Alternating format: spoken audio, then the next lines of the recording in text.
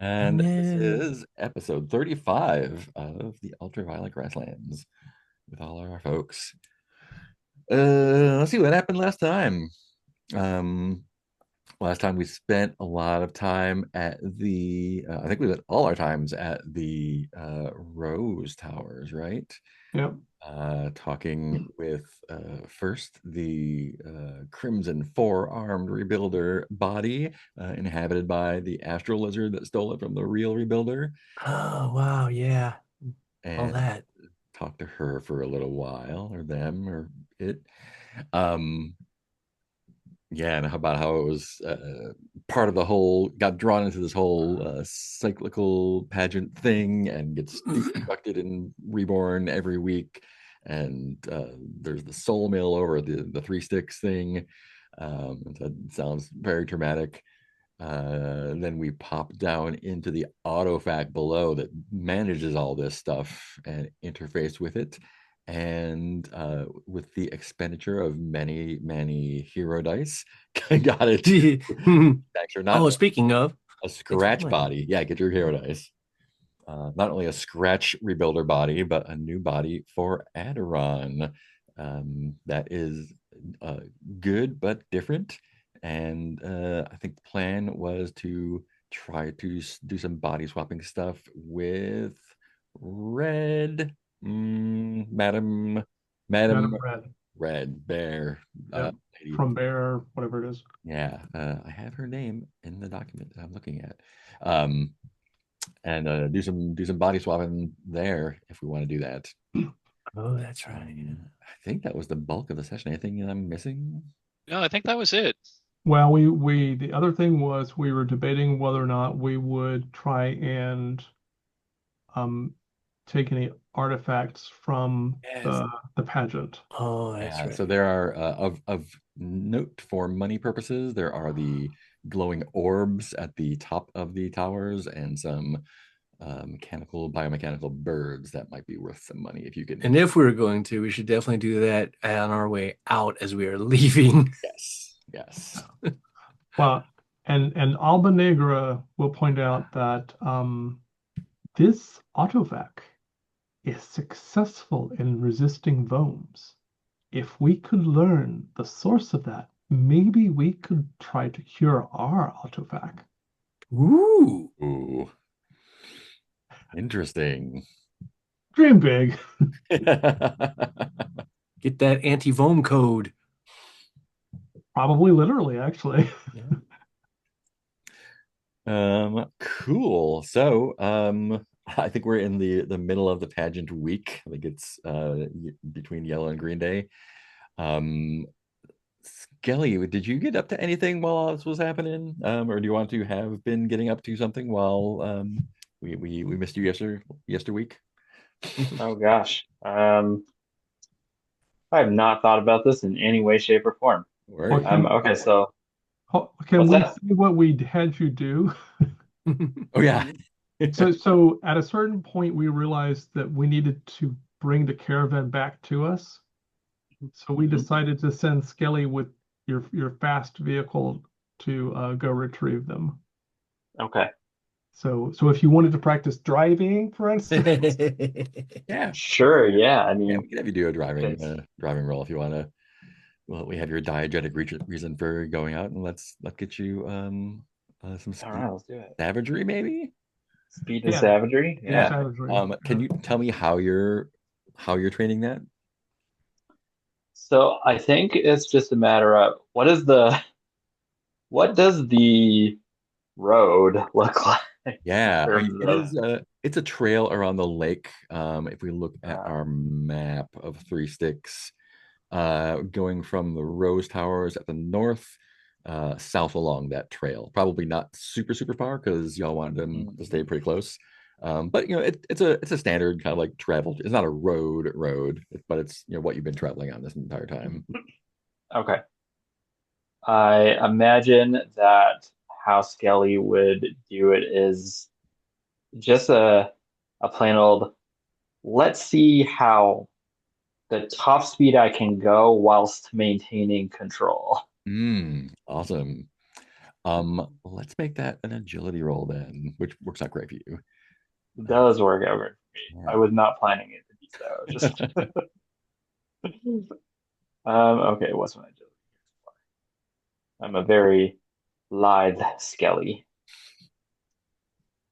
10. That is a 10. Learned nothing, but no bad stuff happened. So that's a bonus. I, I do not crash into Do not anything. crash, but you drive very fast and it's very cool.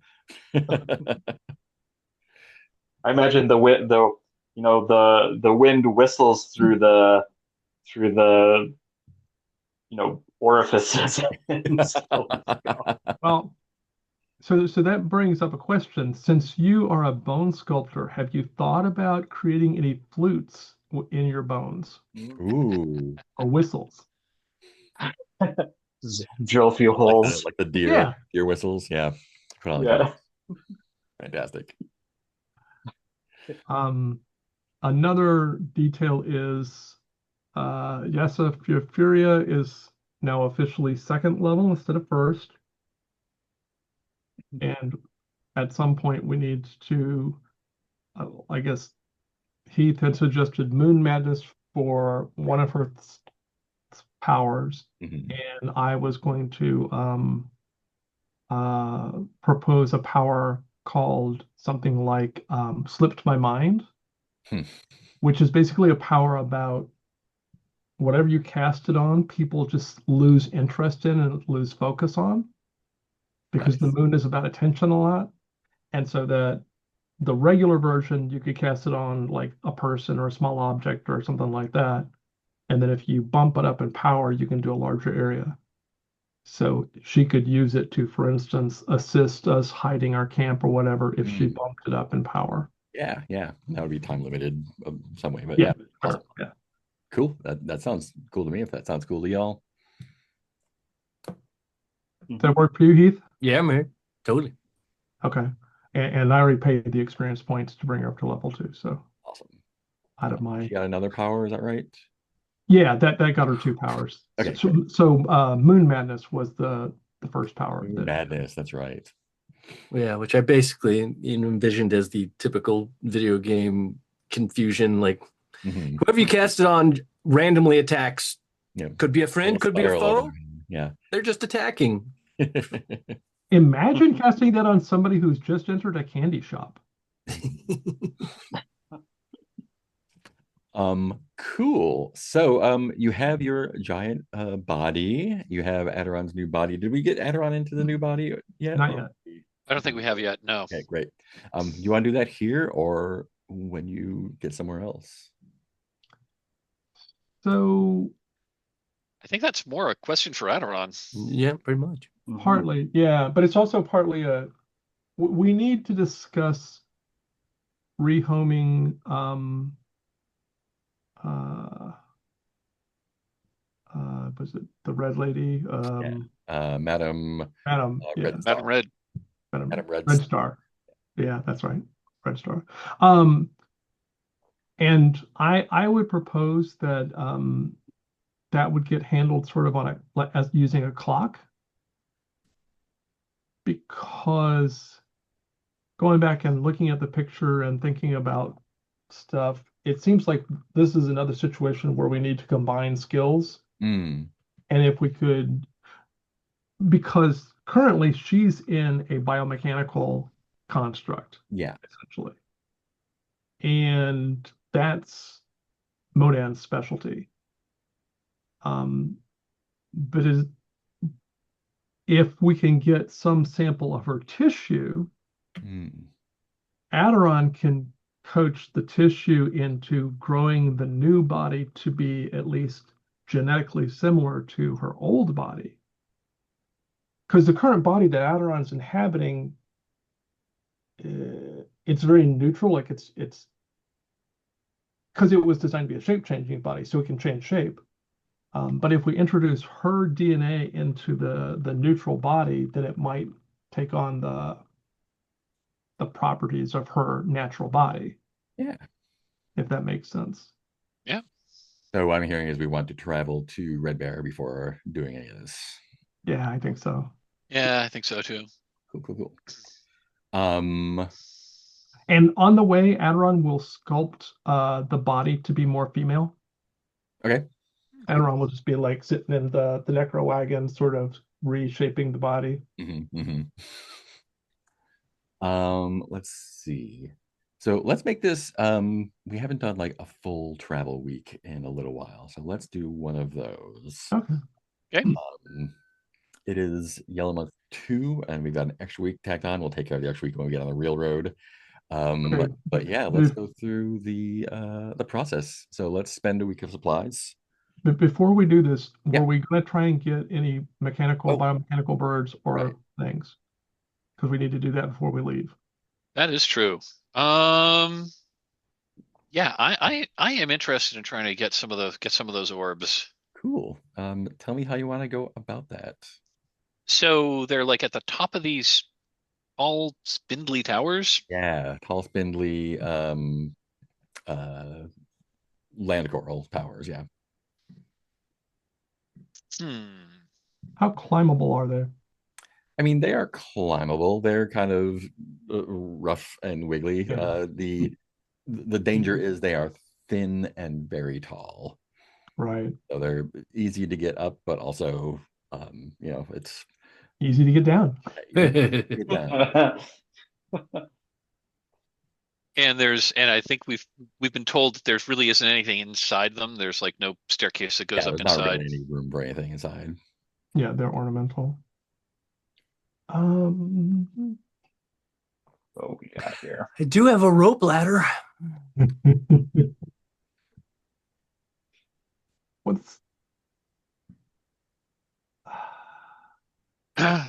okay, so I have a question, and this might be a question that Heath has to answer instead of Mark, but do we think that Adoron can temporarily divide off part of their body so that they become lighter in weight?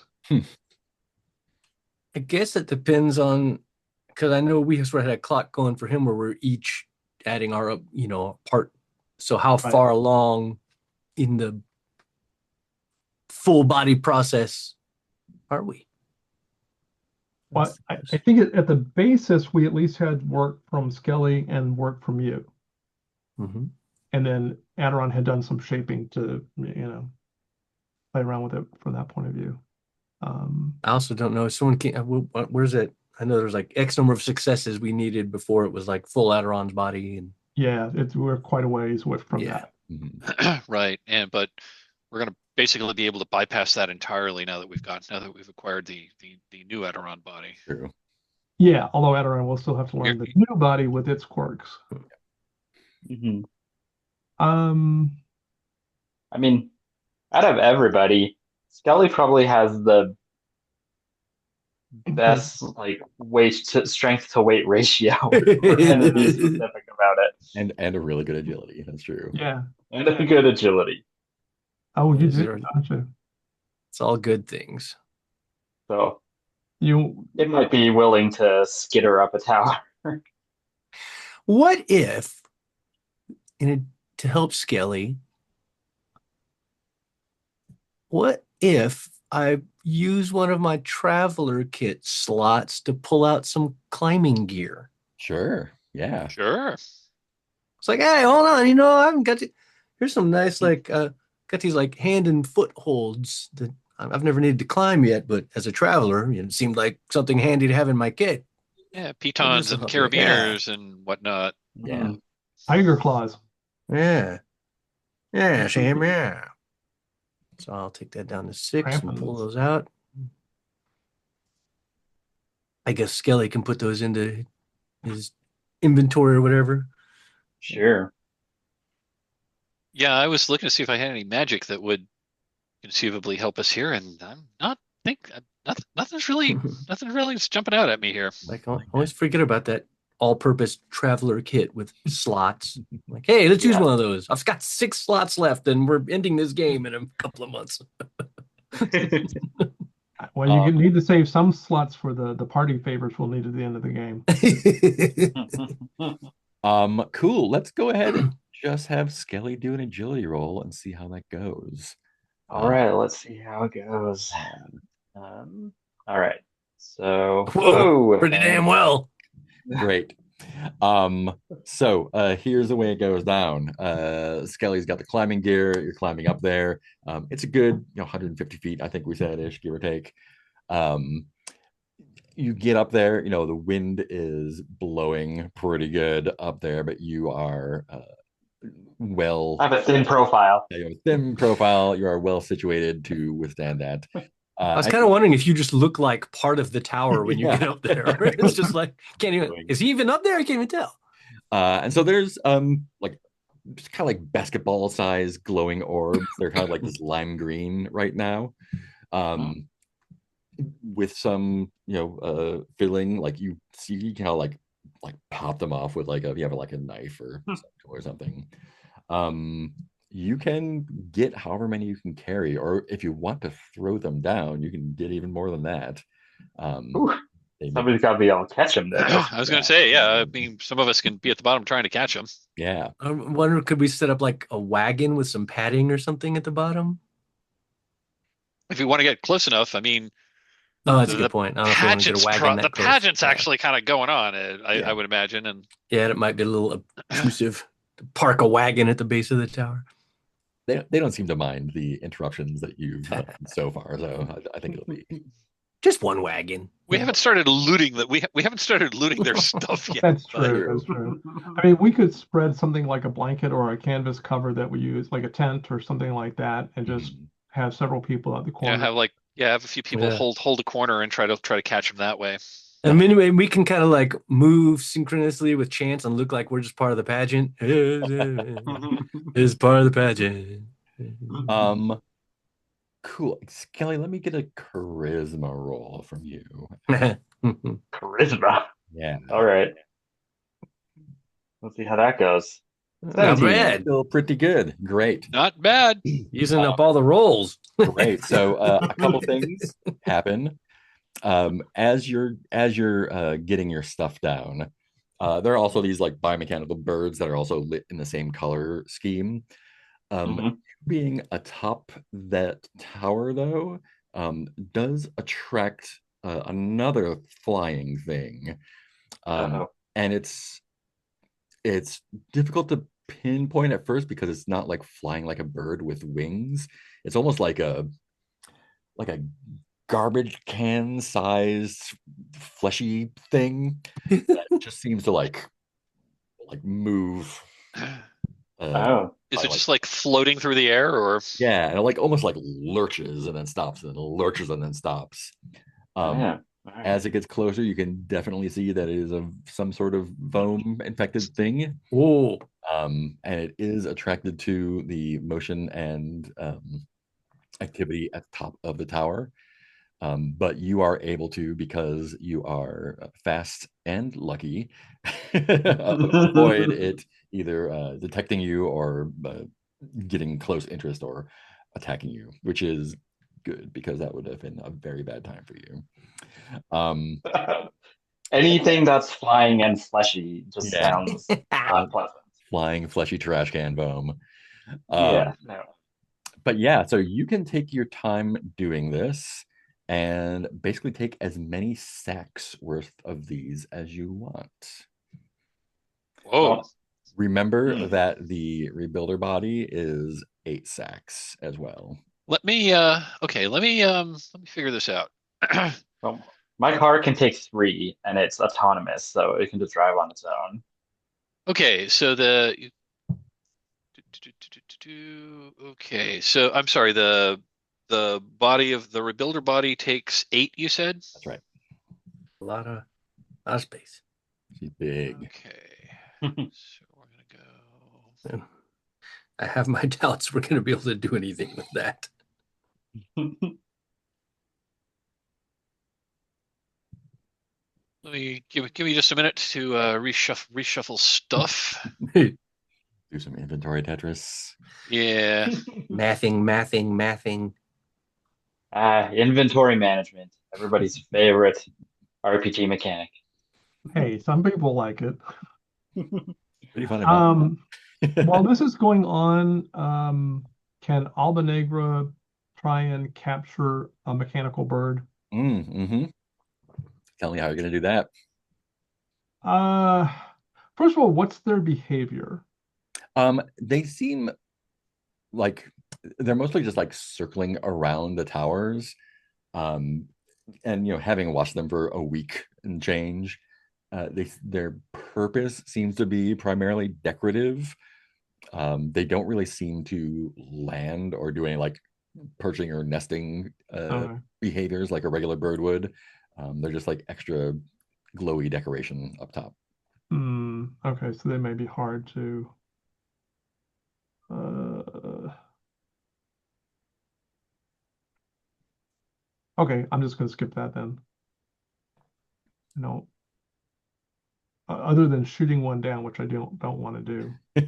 I can't think of anything. Bring a different vibe. Yeah. Can we, is it possible to take 12 sacks of them? Yeah. And in fact, after spending some, did we lose Skelly? No, No. we lost Mark. Let Um, me see if he posted on Discord. It just happened. So Yeah. As they're being popped off, like after a few hours, they seem to be growing back as well. So 12 sacks with some patience is definitely doable. okay. So Phaedra, at some point in the midst of gathering those spheres, Albanegra sort of slides up to you like she sometimes does. She's like, "Hey, don't you Yeah. have some sort of power that entangles things? Yes. Could you get me a bird?"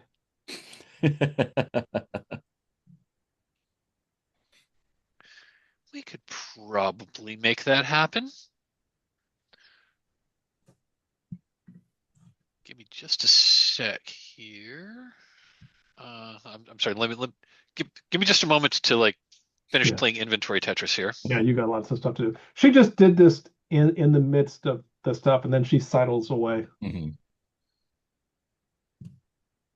Hey, there we are. There we are. You're in mute.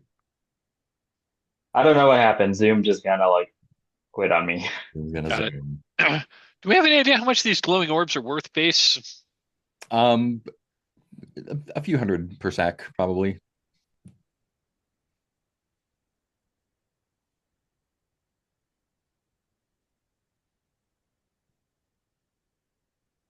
Prices will vary depending, but yeah, they seem to be, um, you know, uh, they're shiny and unique, and they change color. So, Yeah, and they're auto powered, right? and they're auto powered. Yeah. That's super handy. So we need to find somebody who really likes glitter and shiny things.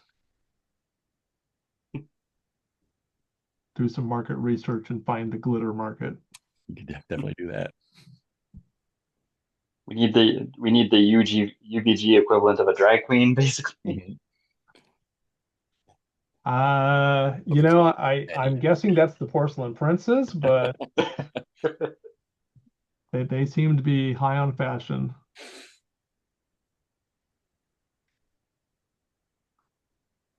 The satraps are a little more techno in their aesthetic, it seems Yes. like. Okay.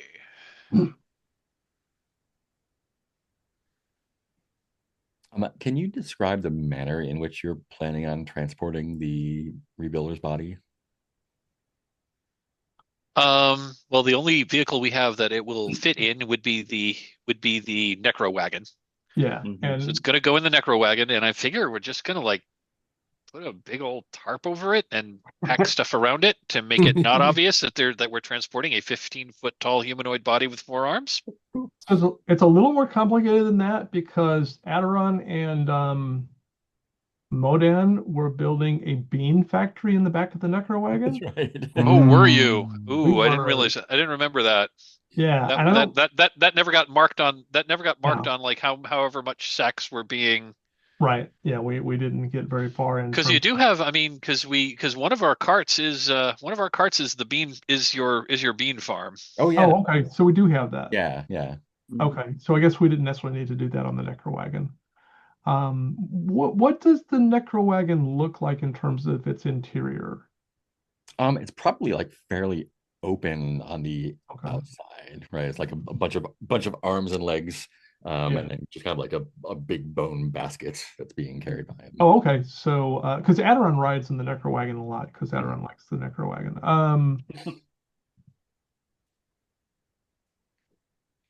Is it possible that um we already have like some cloth and blankets Oh yeah, down?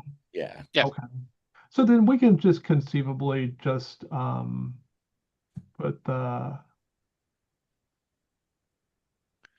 rebuilder body in the bottom, like under blankets and Yeah. stuff, and Yeah, it's and pretty much what I was figuring. Just put it in the bottom and like put some tarps and whatnot over it so that it's not immediately obvious. And then, like pack other, maybe pack other trade good, because we're carrying like a bunch of we're carrying some trade goods, and now we've got these sacks of orbs. It's an art So we can kind project. of like pack those. We can pack those all around it, yeah. so it's not obvious that we've got a giant 15-foot body in there. Well, and also we need to make sure that the body can breathe and stuff like that. It's pretty sturdy. Like it's not porcelain or rock, but it's like a strong organic material, Okay. very durable flesh. Okay. Um, hmm. Okay. Like a really hard like plasteel kind of. Oh, okay. So very sturdy. Yeah. Okay. Cool. Okay, so I have okay, yes. So I've finished playing inventory Tetris here. Um, we've got I've got, yeah, we've packed everything up. Yeah. So helping you catch a bird. I can absolutely help you catch a bird. Where are said birds? They're flying around the tops of the towers. If one comes down closer to a little closer to the ground. They do not. They mostly Oh hover, no, hover mostly around. hover. Like they're like biomechanical, decorative. Like they're not actually like behaving like birds, but they're Okay, bird shaped ornaments. got it. Because my entangle spell has a range of 10 meters. Oh, Well, maybe you could overcharge it. Could conceivably overcharge it to try to Um, greatly increase the range. and Let I me think, read the spell. Let me read the spell as I've written yeah, it, because I'll just tell you flat out. I adapted this from like D&D / old school essentials spell web, hmm which I based on the old school essentials version of the spell. So let me just read the spell. Ectoplasmic entanglement.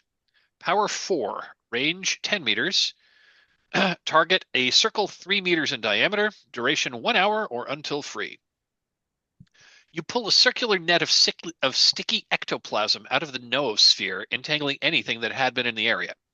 A trapped creature can't move or fight, but can break free by succeeding at a strength test at 20, with a +2 for each additional round spent struggling. The strands are flammable, setting them alight burns them away in 1 round, dealing 2d4 fire damage to anyone caught in it. Overcharge. Double the diameter of the net to 6 meters, or make the strands extra flammable such that burning it deals 44 damage to those entangled. We could conceivably, and if it's okay, we could overcharge it to give it a longer range. Yeah, let's overcharge it to give it a longer range. It might be a little bit more dangerous to do, but it's probably fine.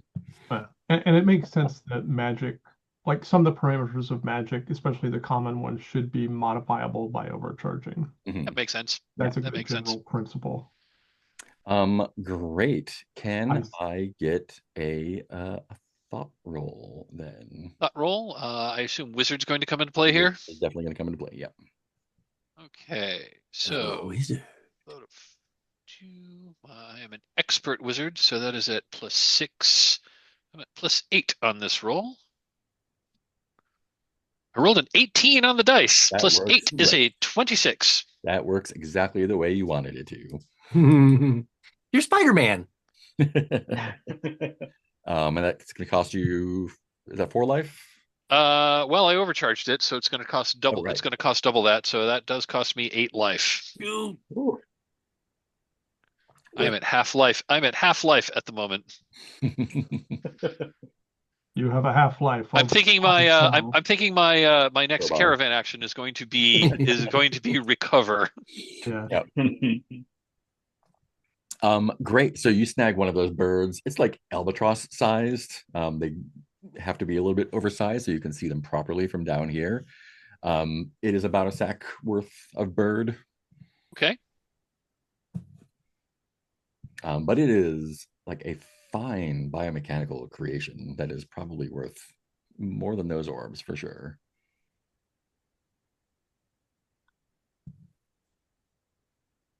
Well, at least initially we want to use it for study, so nobody can have our birds.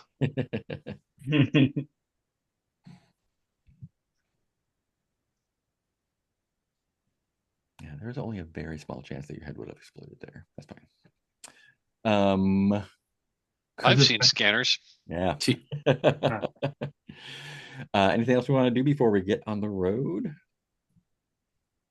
I guess the final question is, are we going to, I guess we need to ask the extras in the pageant that we had made if they are willing to accompany us on our journey. So the extras, tell me more again. So if you recall, not only did we get the body for the rebuilder, but we got a couple of extra clones for actors because we were going to try and modify some of the basic actors too. Right. And- To try to like basically convince the artifact that, well, you need to put on a bigger show. Right. So put on a better show. Yeah. I think they are like bound to the performance. Okay. You could probably convince them or abduct them, according to what you would like. But I mean, left for them to write I don't want to commit. I mean, you know, we're not ICE agents. I don't want to kidnap anybody. Right. Albanegra then will how would I do this?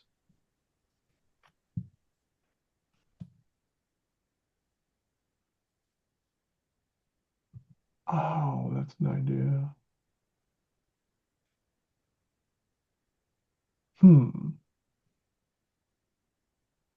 Actually, that's a funnier idea. I will throw one other thing out there about adding more people to our caravan is that we are currently out of supplies. So we're going to need to do some scavenging. Gotcha. So don't add more people. Yeah, no, this isn't about adding more people. Albanegra will we'll see if this has any impact whatsoever. Albanegra will take some of the extras and she will introduce them to mind-altering substances. Fantastic. Because she wants to change the way the pageant works, and so she needs to change. So and whether or time not to open the doors of perception. Yeah. And whether or not that leads to any changes in future versions of the pageant, she does not know, and hopefully, or maybe we'll find out someday. So what is your intention with that, doing them?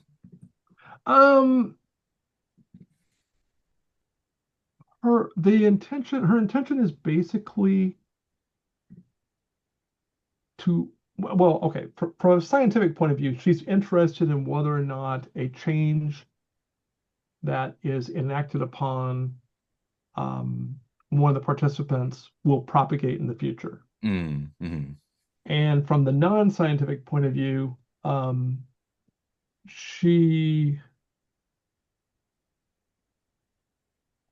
so Albanegra is very she's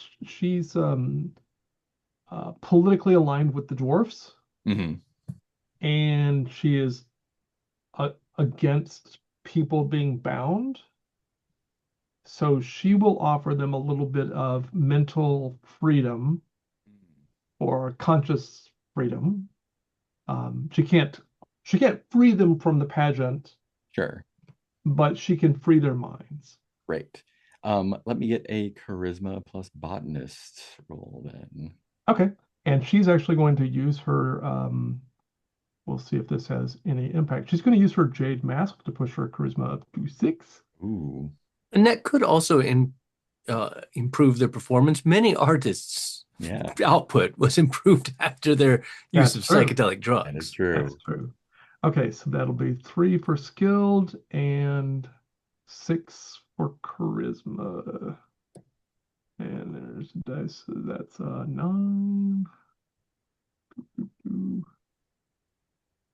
Ooh, that is great. 28. Yep, that'll do it. Yeah, they happily partake. It seems to kind of snap them out of the performance programming for a bit. They don't really have identities outside of that, though. So I think they're a bit at a loss of what to do, and are probably open to suggestion. She is going to take all of them, and oh, what would she do? She is going to pass out excuse me, dwarf pamphlets. She's Fantastic. going to explain the revolution to them. Awesome. Yeah, I think, and this is probably happening like while the harvesting is taking place and whatnot. I think over the course of the day, you do start to see some of that sentiment spread among the society that's being performed. Yeah, interesting.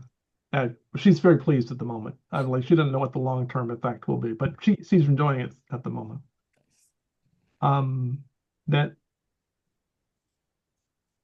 reminded me, I would like to propose that Yasser is a half elf. Ooh.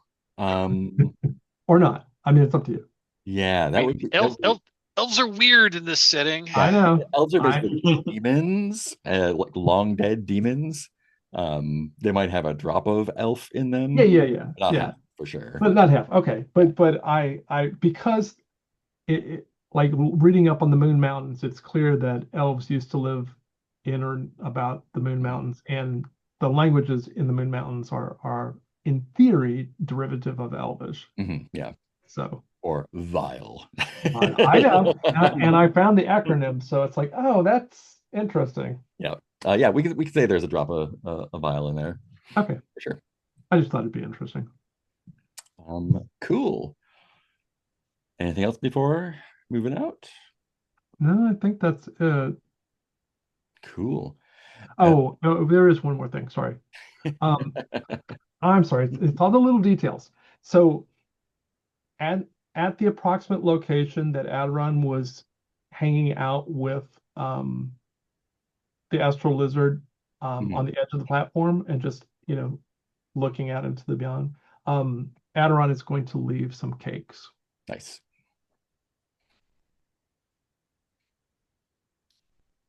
I think I'm done. All righty. Let's spend those supplies then. Get on the road. Let's just say we are out of supplies. Out of So supplies. Who would like to roll our misfortune? Hey, I'll do my usual first one with advantage. Yeah. Bashika, detect danger. 15 total. 15 total. Let's see. Great. Yeah. I think as you head out, you're moving out of the swampy area and into more of the grassy area again. And I think everyone sort of gets this sense of, I guess, like a little bit. The pageant is kind of like hectic. I think both getting out and maybe like the grass mind kind of like saying hello to you again is like soothing, I think. Yeah, I think you get that feeling of that. Okay. Um Ooh. Um, yeah, great. Great. Um, on this, so if you're traveling south, so the lake is to your right, and as you're traveling, you see something. Um, it's hard to tell if it's like coming out of the lake. It does seem to be moving, um, like matching your speed. There seems to be several figures, and they are on foot. Um, and I think over the course of the day, they get closer, closer. Um, Let me get the description of them here. They are.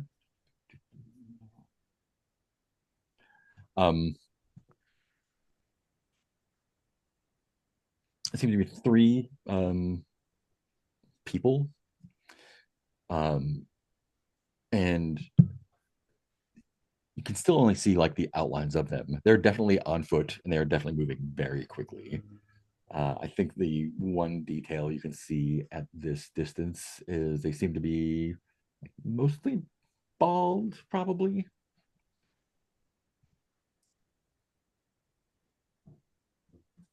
And where are they exactly? They are to the right of you, like by the edge of the lake. Hmm. And as the day goes on, you see their numbers increasing. They seem to be keeping their distance a bit, but they're definitely like tracking you, basically. I think Modan in particular, like with your experience, you can say like this isn't a coincidence. They are feels like hunting. Not good. I don't like it. Yeah. And you can in the distance, like it sounds like they're singing. Like there's like a high pitched, not keening, but like singing, I guess. Yeah. And interrupted with an occasional like a honk. What would you like to do? I mean, I feel like I don't, and if it's possible if they're tracked because we might not be able to like get out of their sight. But my instinct is to like veer off and try to hide, and Mm-hmm. either either just purely hide or set up an ambush for them. Um, Have they? So they're basically they're like trailing us. They're paralleling they're like chasing us. you. Yeah, they're like paralleling you. Yeah. Okay, It so seems they're as if not they're they're hunting us, yeah they're Yes. not on the road. They're off the road, and Yeah. we've caught glimpse of them. Yeah. and their numbers have been increasing. Yes. Yeah, maybe pulling off the road and trying to set an ambush for them. That might not be a bad idea. Mm. I mean, if they approach us under like flag of truce or whatnot, fine. I'm Sure. happy to talk with them. But I'm getting a bad feeling about these Yeah, people. no. My traveler instincts are tingling.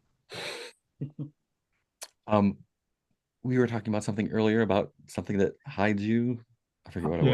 Yes. Yes, for Furia. Right. Right. The not the Moon Madness, the other one, right?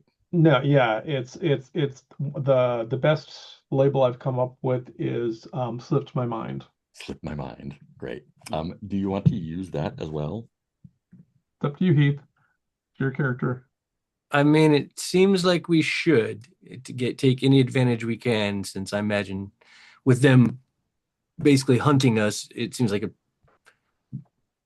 getting away to hide would be a difficult prospect. Yeah. Just like I also have like I have a power that throws up some like obscuring dust from the ground. Like Hmm. it's you completely can't see through, but it only lasts for a few minutes. Oh, nice. Like Nice. it's enough for us to like Yeah, break line of sight, exactly. Yeah. hide somewhere. Yeah. Great. I think like all of those things are good ideas, like belt, suspenders, and extra belt. Bow tie. Yes. Cool. The And neck that's belt. a yellow cloud, right? Yeah, that's the Sands of Lost Times was the.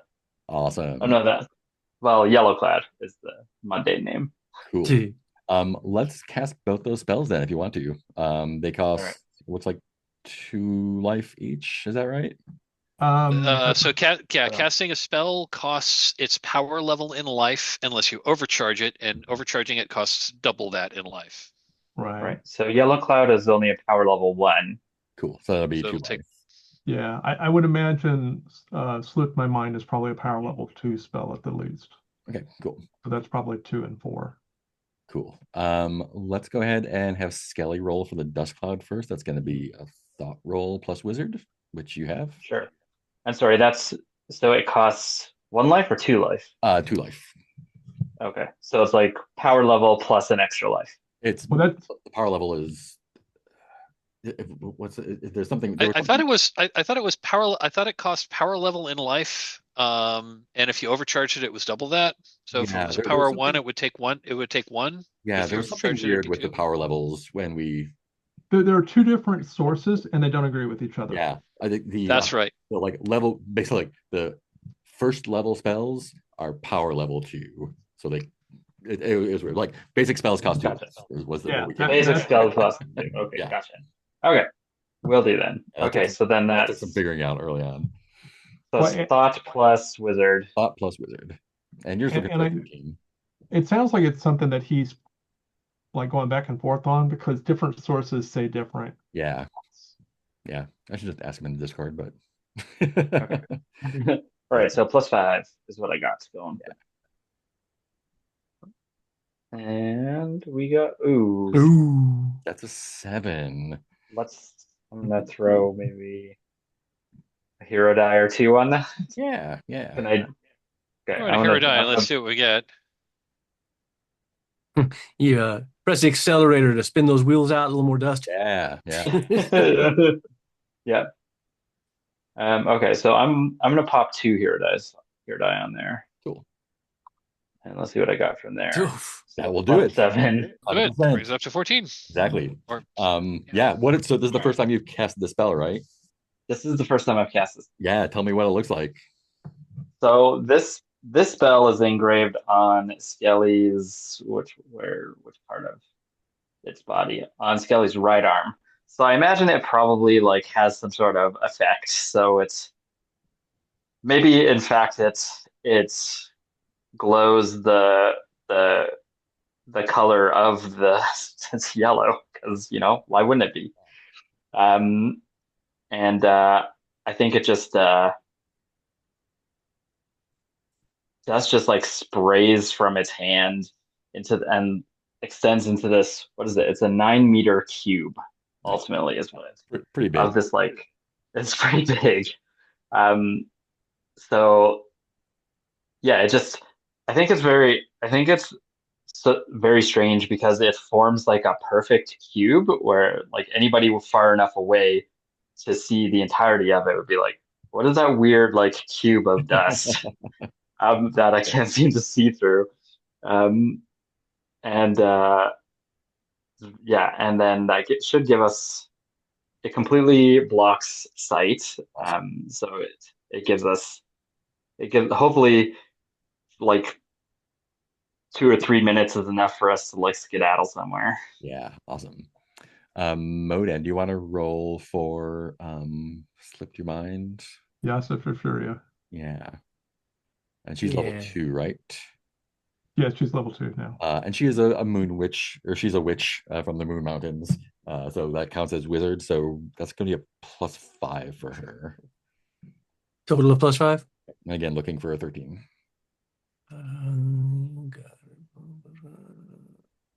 Yeah, 20 altogether. Fantastic. Nice. Nailed it. First time we've seen this again. So Skelly throws up the smoke screen. What does it look like to like cloak under that and skedaddle? I think that and I mean, Teal can have some saying this since he made this one up, but what time of day is it right now, by the way? It's probably afternoon by now, right? Or probably like late afternoon, getting into early evening.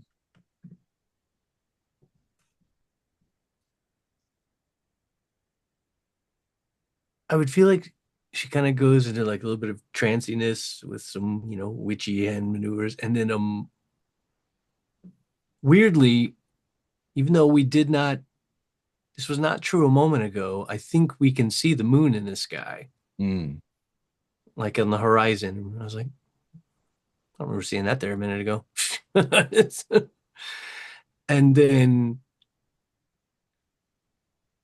sort of a little bit of a almost visually perceptive shockwave out from us.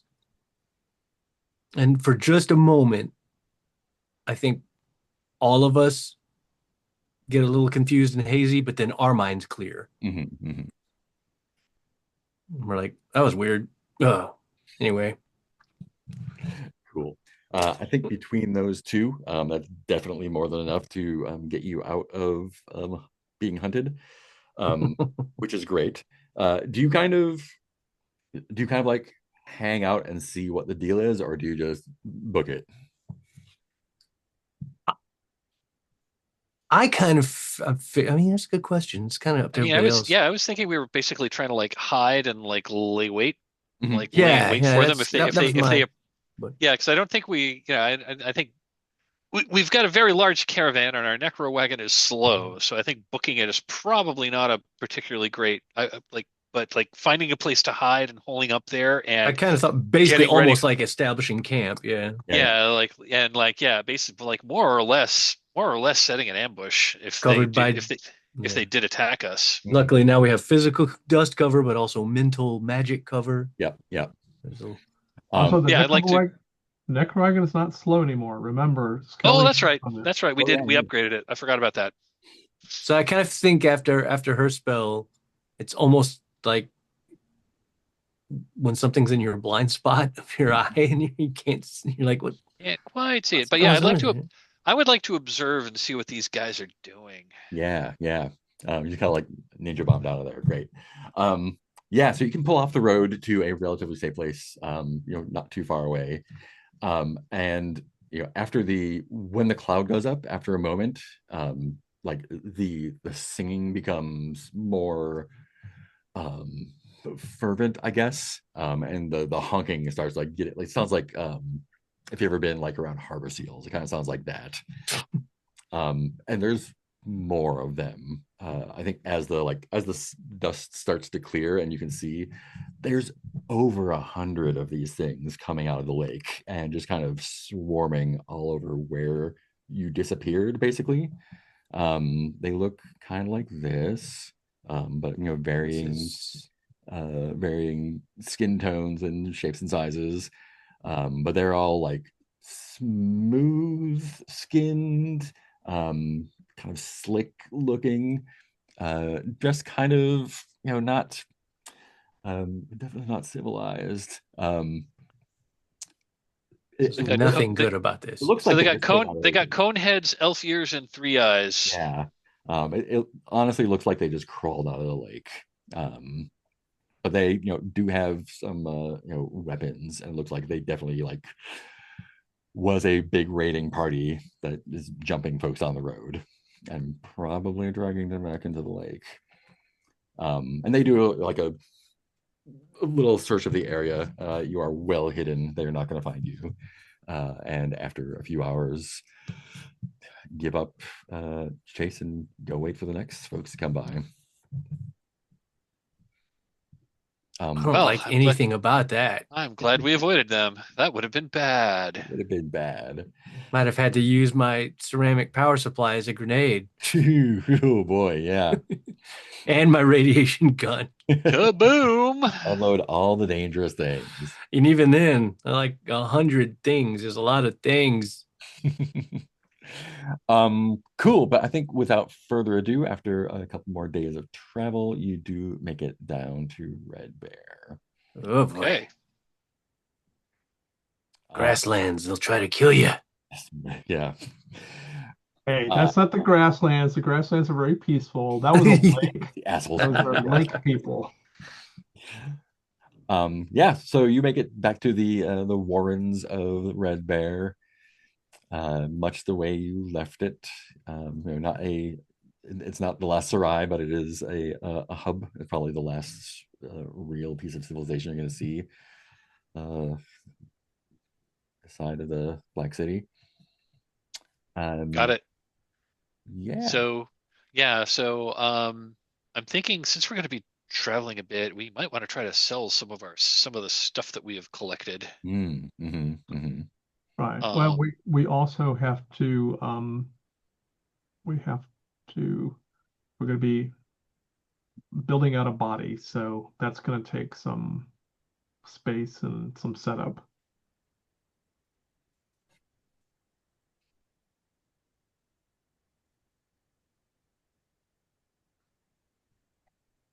So what's your first order of business?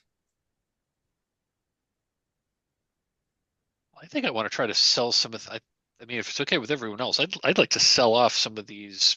Well, I'd like to sell the. We have a bunch of trade goods that we bought that were not terribly expensive, but they're taking up a lot of space. Yeah, we had something to. Yeah, so we had something to trade. I'm going to try to I'm going to try to use my salesman ability to try to like talk up these trade goods and how awesome they are to try to gin up the price. What have we got a total So of are we one? spending the week doing haggling for the bulk sale? I'd be okay with that.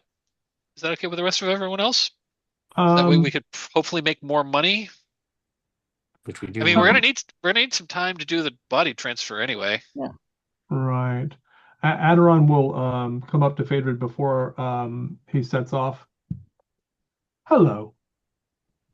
Yes. I believe that it is time for me to take over some of the work that you normally do. Because while you may not have noticed this, you're bleeding.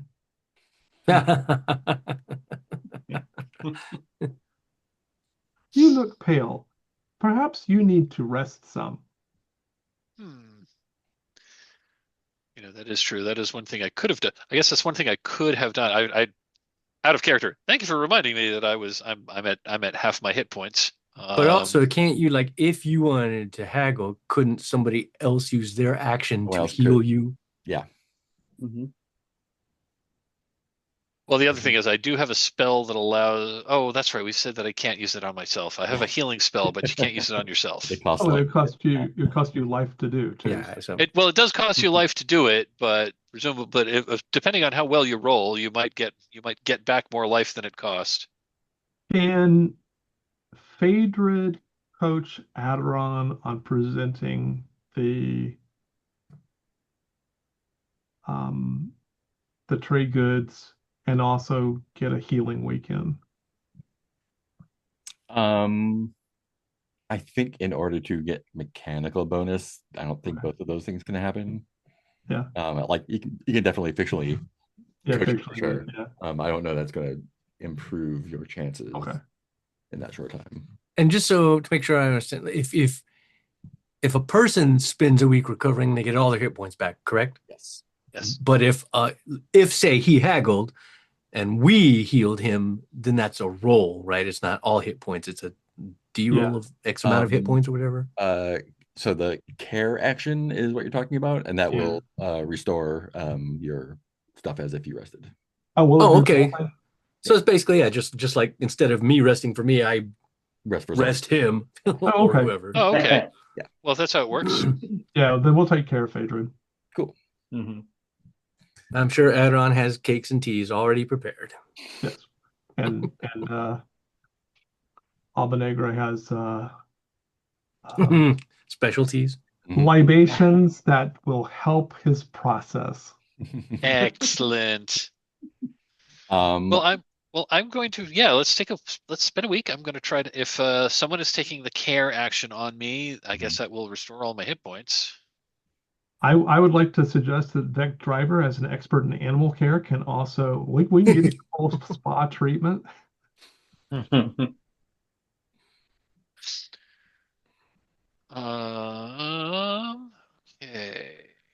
So who's doing the care action? I'd be happy to do it. Oh, you Alba can Negra. do it. Okay. Fido. It doesn't matter. All right.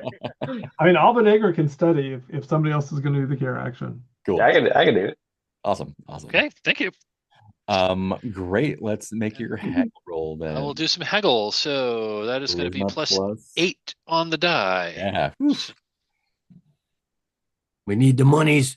Oh dear God! Ah, son of a bitch! Well, that's a 9. Would you like to add a hero die to that? I am indeed going to add a hero die to that. Entanglements.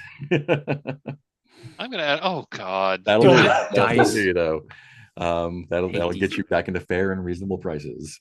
These dice can suck it.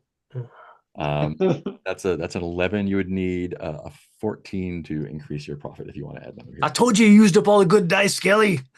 At 11, so I need a 3 more. So I'd need a 14. Yeah. So if basically if I throw another hero die in, I got a 50-50 shot of 2/3 shot.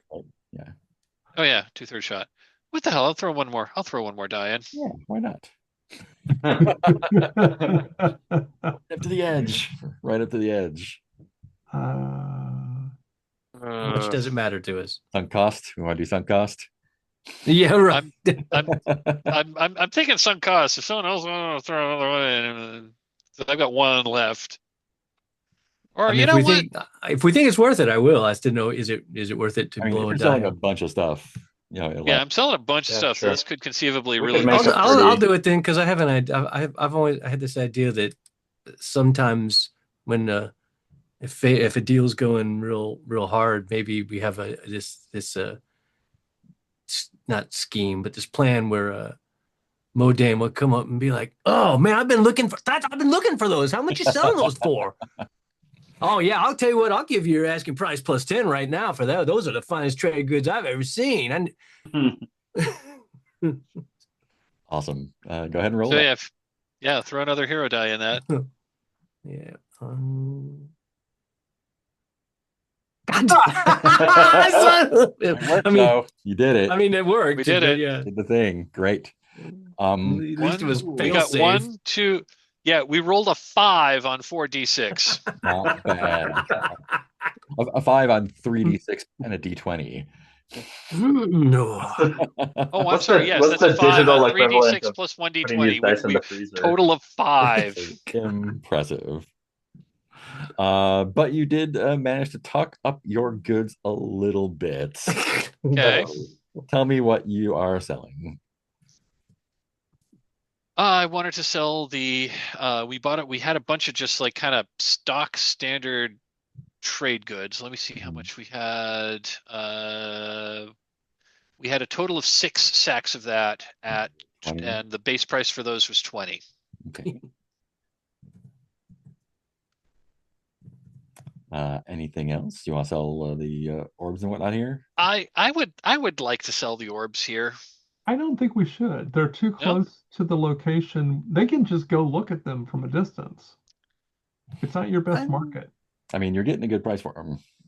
Yeah. Well, I mean, we didn't spend anything. We didn't really spend a whole exactly. lot to It's get basically them. free money, which we need. It's free. but how much money do we need to get to our next stop? Well, I mean, we're going to need to buy like once we do all the selling, we want to buy supplies. We want to buy some more goods for trade. Well, we don't need to buy any more trade goods because we've got the orbs. But our trade goods don't do us any good if we don't trade them. Well, I understand that, but I also and maybe I'm being too real world in my thinking. And and the other thing is like we don't know what our next. I mean, I guess the next civilization thing that would be the Black City. But also, like, well, I mean, we got Spectrum Run or the someone who knows the mechanics better, because I don't know how the mechanics work. Is there any guarantee that selling these further away is going to get us a better price? Isn't it kind of random? Wherever you go, it's just sort of like, let's see how much they like them. Yeah. I'm really sorry. I need to step off campus sec. I'll be right back. Sure. Yeah. Selling the orbs here will not cause any trouble, if that's what is the concern. Yeah, no, I was just, I mean, I guess the only way we know if they're more valuable somewhere else is if we do market research. Is That's that true. correct? Yeah. That's what I'm asking is like, do we know that selling them somewhere else will get us more money? Like, is that a thing we know? You do not know that right now. We do not know that. If we do market research, we can find out the best place to sell them. Mhm. And And you're probably not selling to locals, right? You're probably like maybe some to locals, but two other caravans. traders. Caravans Like, coming through. we're going back east, and these no Yeah. one's ever seen these before. We will definitely take these off your hands. okay, well, that's a valid point too. I guess we're pretty low in cash. And deep in debt. Yeah, well, I'm ignoring. Yeah, we are low in cash and deep in debt, and the we didn't spend anything to get these, so I'm less concerned with getting the best deal under the sun on these because we didn't spend any of our money to acquire the orbs. Whereas we did spend money, did spend money to get the trade goods. So if we like bought them at 20 and sold them at 20, that's a wash. So there's no, so that's why I'm hoping to be able to sell them for more than we paid for them. Of course, there's also the matter of always being, being full of space or needing space. We got a big body taking up a lot of space. That's just it. We've got this body is taking up 8 sacks, so that's cutting into our carrying capacity, and we're going to be going into the wilderness. So I don't know if and when we're not really sure how we're going to be able to resupply once we get past the satraps. Who knows what? Because basically we're only going to be able to trade with like random people we encounter. Okay. There's like no more real cities. So that's what I was thinking. We might sadly avoided our actual caravanning purpose for quite a long time. Like we haven't really been a caravan for a while. Yeah, we haven't been doing a lot of buying and selling. That's why I was hoping our like jaunt around Three Sticks Lake, we might like find stuff that we could, really could like find stuff that we could like acquire and then sell. Which we did with the glowing orbs and or this bird thing, which we could try to sell. We've got a couple of other oddball things that we could try to sell as well. Beaver pelt. We've got the beaver pelt. Oh, yeah. Yep. We got the beaver pelt. We have we've got like turquoise discs. Where did those come from? I forget. Everything must go. Hey, we got the two. I mean, we know what the base price for those was because you told us they were base 150 each. Yeah. I forget where those came from. I don't remember. They've been there for a while. Sure, they're totally fine. Or are those the ones that? No. Yeah. Crazy Phaedron's caravan sale. We got all these glowing things. We don't know where they came from. I generally trust Phaedron on matters of commerce. That is, I don't know anything about that. All of your orbs. What maybe well, we could conceivably say maybe sell half of them here and hang on to the rest. Cool. How many is that? Well, we got a total of 6. We got a total of 12 sacks. Okay. So we could maybe sell. So I would like to sell. Okay, selling 6 of them. Basically all of our trade goods, which is 6 sacks of trade goods. I'd like to sell another 6 sacks of the glowing orbs, which means we're going to keep 6 sacks of those for now. I'd like to juggle. I'd like to sell the dire beaver pelt and the turquoise discs. As 2 turquoise discs at 150.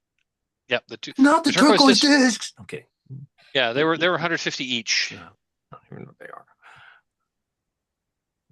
I like to eat off those. Let me bring out my calculator for. They complement Adoron's cakes very well. They would. Basically, fine china. Yeah, right. He sold our fine china. Those are turquoise discs. We got them to trade. Oh, forgot. I think we found them. I believe we found them as treasure somewhere that we were poking around. I know so little about our caravan. Altogether, that is going to get you 6,276. Oh, that ain't too shabby. Yeah. 6,276. Yeah. That's almost enough to pay off our debt. No. No. The globes are going for 960 each. That's good. Ooh, 960 each. Nice. Okay, let me scratch off a few things here. Okay, so Remember, there's an extra sack that's being taken by the worker body that Adoron is not currently. Mm. Yep. Also, technically, there's the new Adoron body, which hasn't been Right. inhabited yet, too. Do you show the bird to anyone? What kind of question is that?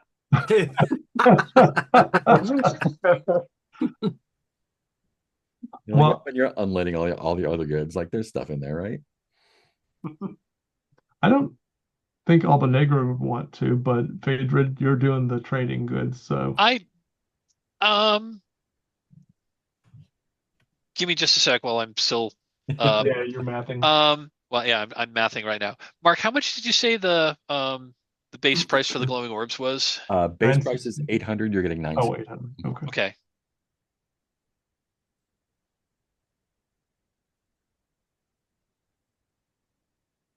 $800 is the base. Okay.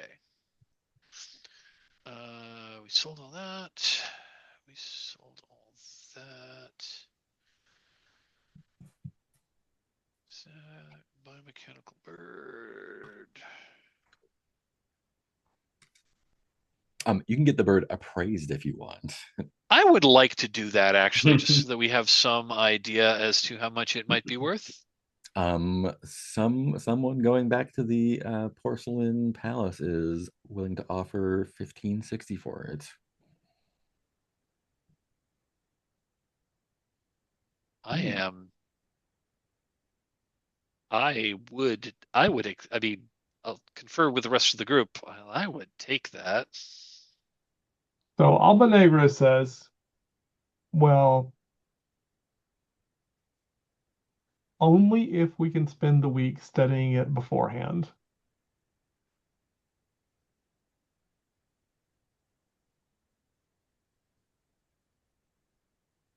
I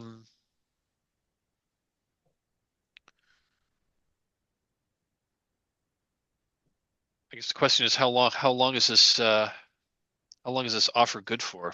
I think it'll be good for that long. Okay. Yeah. He made the offer. Like, when you're ready to sell, let me know. I'll be here for another couple weeks. Got it. That was 1560, you said? 1560. Base price is 1300. Those are nice. I was gonna say maybe we go back and get some more orbs and birds. Totally safe. Totally safe. No weird flying and bones up there. Hey, we stay in the protected zone. We're not taking risks. We could just caravan back and forth between there, pay all his debt off real quick.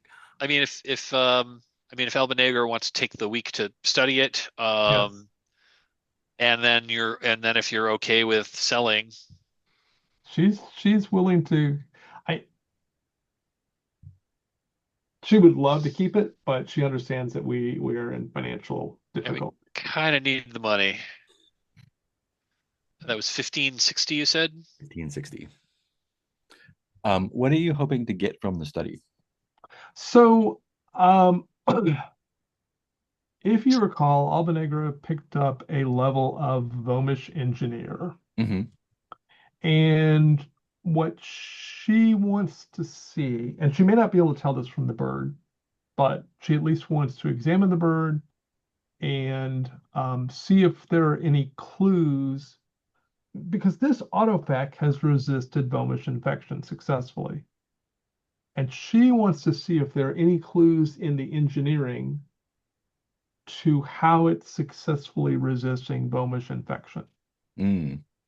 I think without any rolls or anything, between examining the bird and your experience in there, like the bird is very finely crafted, and it is of similar decorative value as the orbs are.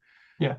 And the fine biomechanical crafting of this bird like reinforces what you already know, that this autofac is, is capable of cranking up high quality things. Yeah.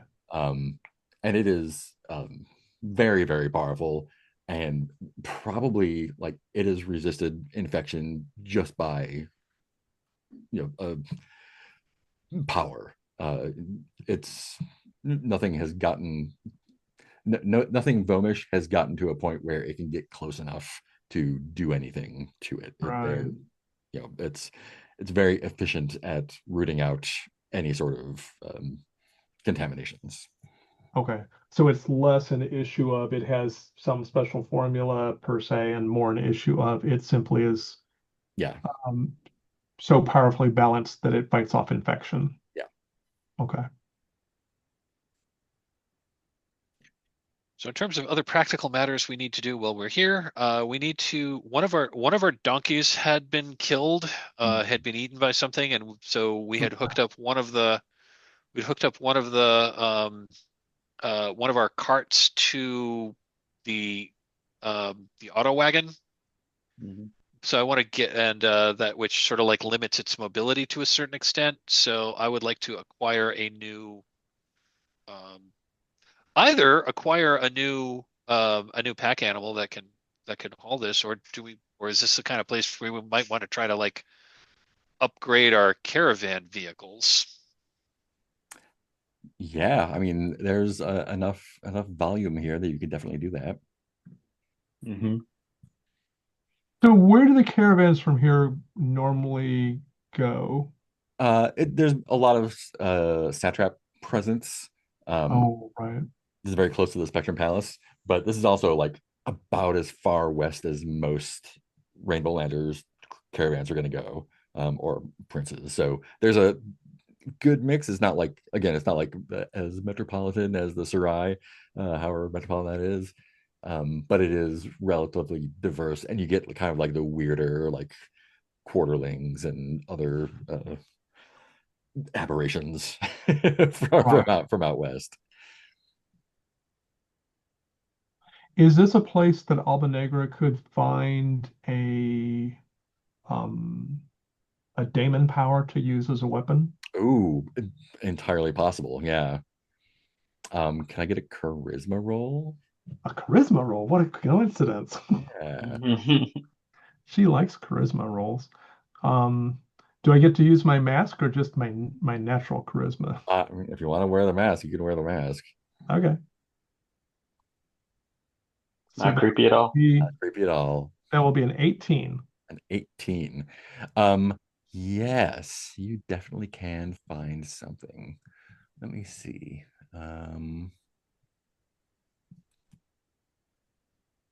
That's fun. And what kind of weapon are you looking for? What she's got such a powerful if you will, daemon attack, psychic attack, noospheric attack, whatever. But she doesn't have any tools Yeah. to like she literally has to walk up to things, touch them, and then overwhelm them, in the Like, noosphere are you in looking the for like frame. a sweet spirit sword or like a ghost cannon or Yeah, something with range, maybe something with a little better damage to yeah. whatever she can get. And Uh, she's got armor, like she's got some protection, but she lacks the ability to extend her power. Ooh, okay. wow. Interesting. So this you find over the course, there is a uh, yeah, he is uh, someone who has been traveling with caravans, but is not necessarily with a caravan himself. Um, his name is Stato Marmoresti, and he is part marmot. Um, has introduced himself. He's from actually from the Greenlands, from the Decapolis, He clearly has some marmot blood in him, and he's a working musician who has been working his way west, kind of like seeking his roots, kind of. Very, very charming, big smiles all the time. People seem to love him. Um, but when you start talking about what you're looking for, his smile gets even wider, and you can see some of that. What's the musculid? What's the genus of marmots? He's got some sharp little teeth in his mouth. Right. Um, Some canines. and he says, "I have a couple things that you might be interested in. Why don't you buy me a bottle and we can go back to the warren that I'm staying in? I can show you some things." So she will buy him a bottle and she will ask if he would like a heightened experience. Oh, of course. Yeah, absolutely. Yeah, And super. then she asks for details and she will mix something specific to his needs. Mhm. And then they shall share a body of mind liberating juice. Yeah, yeah. Marmot folk. There we are. Great.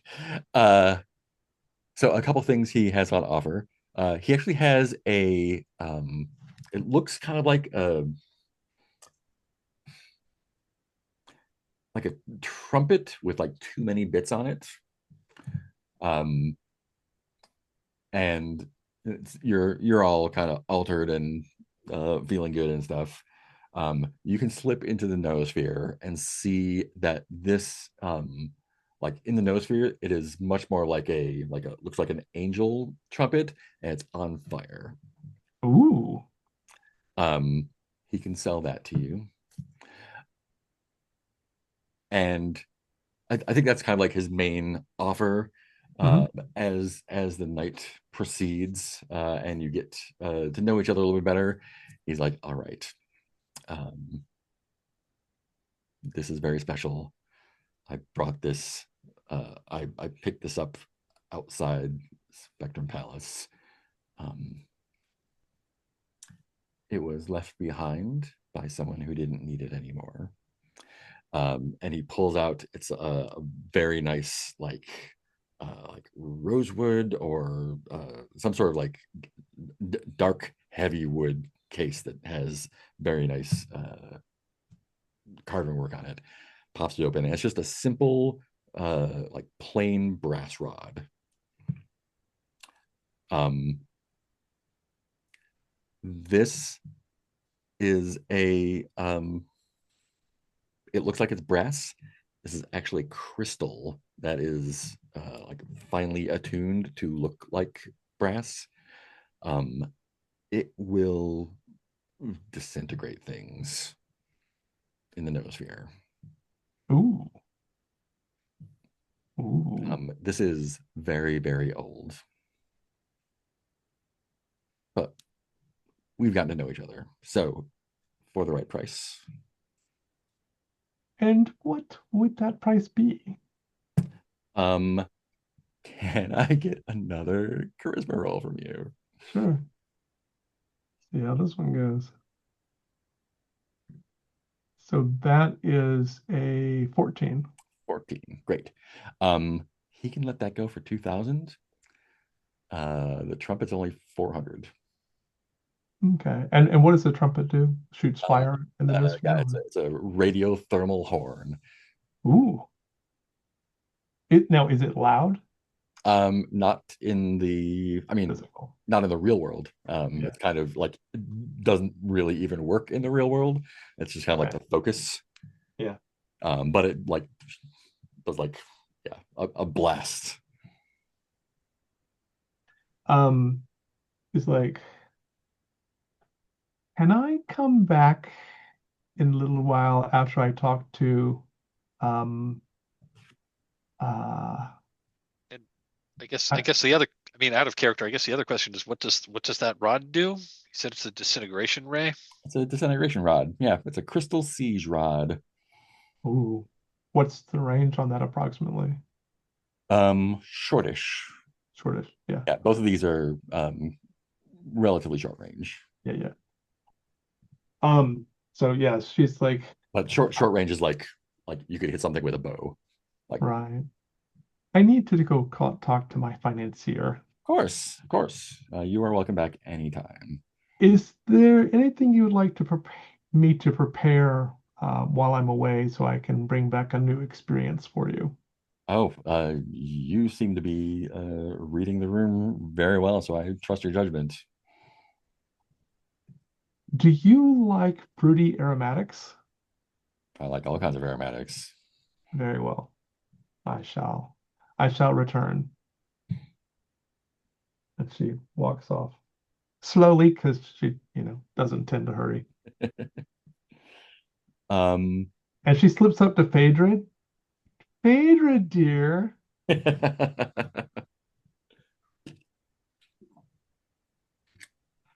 Hi, Alba. What's up? do you have a moment? Abs for you? Absolutely. So kind. Um, do we need more devastation and disruption in our caravan?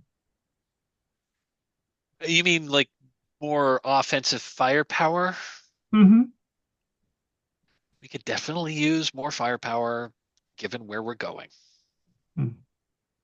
Well, so far I've been at a tremendous disadvantage. It's been stressing me considerably because my military training is all based on the noosphere, and I have not had any tools ever since uh, that worm took my face. Um, but I have found a friend who's willing to sell me two tools. One is cheap, one is expensive, but they both do lots of damage.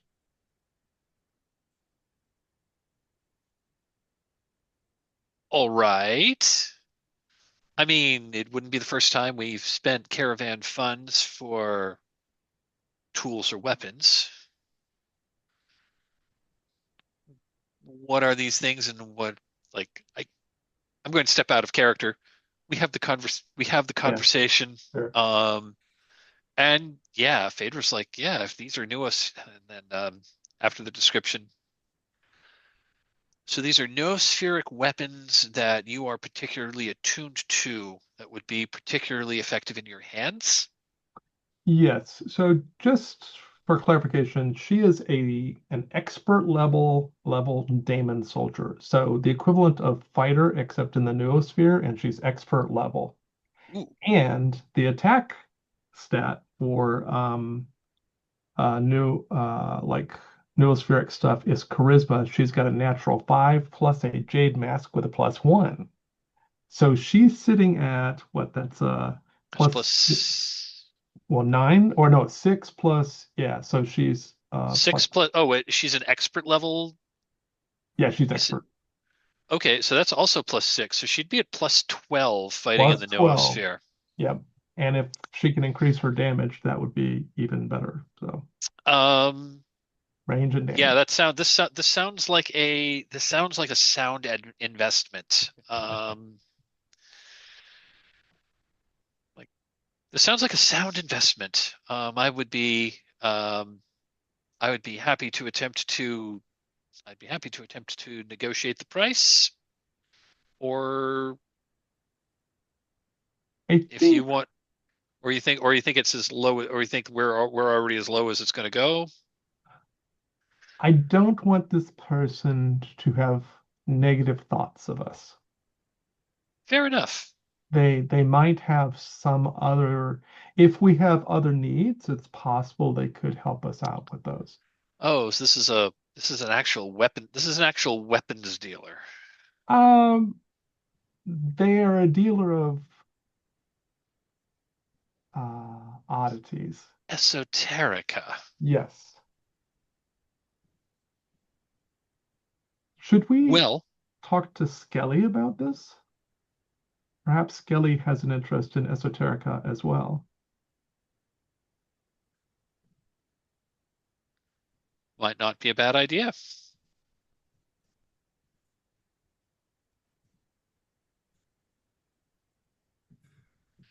So I guess we find Skelly and Yep. Alba like explains, and Phaedrid says, well, it sounds like this would probably be a good investment. Or do you have any interest as well, Skelly? Well, I'm not really I'm not really familiar with this whole new sphere thing.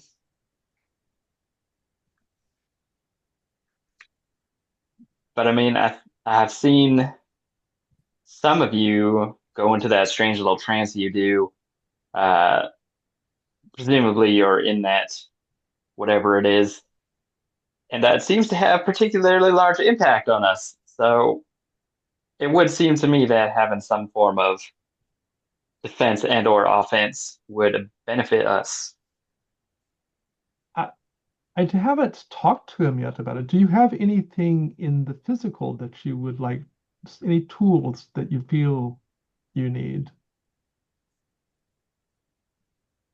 Well, primarily books and or spells of a certain type is my interest.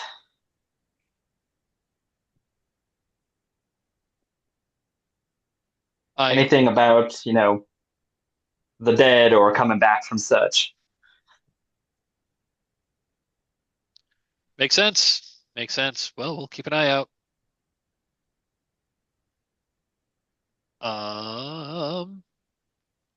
Yeah, I guess at that. So I guess like again, stepping out of character, if you're not interested Yeah. in talking to the weapons dealer, let's go make a deal, I think. All right. Wow. Yeah. Let's see if there's anything on offer that might be of interest to Phaedrid or Skelly. I think those are pretty much the only two things that he has. Okay. He's selling. Gotcha. I mean, they're very dangerous, so I appreciate that. He has a set of silver shot glasses he'll sell for $40, but Yeah, not the same. Do you want to buy both of those? I think the answer to that is yes. Great. So that's 2,400 altogether. Okay. We'll take that out of the caravan funds because this seems like an investment. That was 2,400, you said? There's the radiothermal horn and the crystal siege rod. And those are just like the standard write-ups that are in the Yeah. Cool. Great. And with that, let's take a little break. Let's take 10. Works for me. We'll come back and see Sounds what good. that is up to.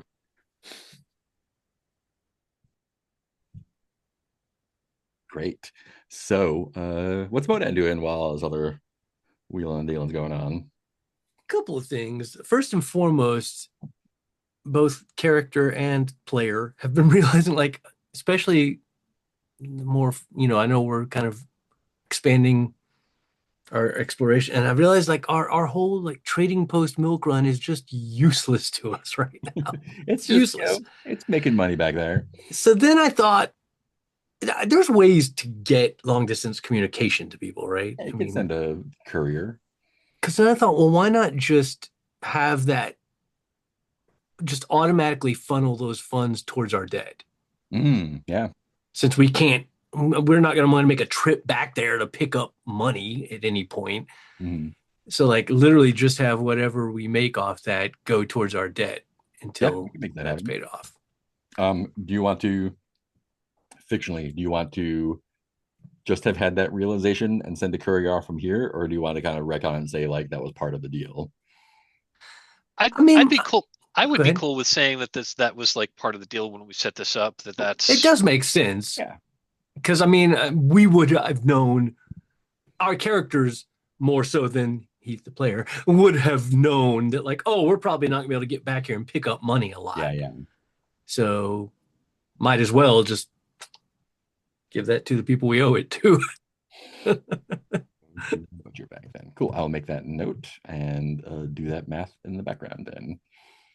So this makes me think that just like we have travelers, virtual bag, whatever, not virtual, but and then for other things, I wonder if there's a similar bag for lawyers where they can magically manifest pre-signed contracts. Oh yes, the contract we signed last week. Send lawyers, guns, and money. Great. Anything else? The only other thing I think Dan had this idea of now that he's really into biomechanical stuff, and I'm not sure exactly how this would work, but this is so dumb, but also just whimsical. He kind of has this idea. He wants to see if maybe he can. He thought it'd be fun to have like a little swarm of like sentient biomechanical beings. You want minions, is what you want. Yeah, well, almost like they would serve almost like nanites, but they're not that small, obviously. But they'd be able to get places maybe we can't get to, or if they needed help, they could maybe swarm like insects to help with an attack. But like if I had a little, some sentient biomechanical beings. How would you want to work that? Would you want to? So we could do it on a clock, like a training thing, and have you like work on it like that. Or we could probably shortcut it with cash somehow. I do have some cash on me. What? I guess it depends on the level of cash we're talking about. I think what that would involve it would be doing a charisma roll to see if anyone is around that can help you out with that. Right. Then kind of like trying to figure out what the cost of that is going to be. It would probably be in the probably around like the 1800-ish range, around $2,000 maybe, which is what I have. But I think the clock feels more appropriate to the scenario since he is just learning this stuff. So I kind of feel like my idea was he'd probably obviously first almost like Frankenstein's would need a proof of concept, like one little sentient. All right, that worked, and we have a good formula now. We know how it works. We know how things go together, and we can start. Cool. So yeah, it's probably something he tinkers on in his free time at nights when we're camping before he goes to bed. Yeah. So, and I think those would definitely be items, right? So, good question. I kind of thought of it as like a singular entity, like a hive entity of. Oh, would you want to make it like a? Yeah, it would take up an item slot though, right? Or it would take up that's a good question. A slot in your friends, I guess. That would make sense. That would make sense for it to be my fifth friend, my hive of sentient biomechanical being minions. Cool. So while you're working on it, let's put it in your items so we can track that clock. All right. So you'll have B Knights 0 of 3 to start off with. And let's do a study roll to get him rolling. And that would be thought plus legume farmer. Hey, legume farmer comes into play. And skilled is +3, right? Yes. And then thought is +3. And you're looking for a 12. So +6 total. An 8 is not going to do that. Not going to do it. But let's throw a hero die on there. 50-50 shot. Yeah, see what happens with that first.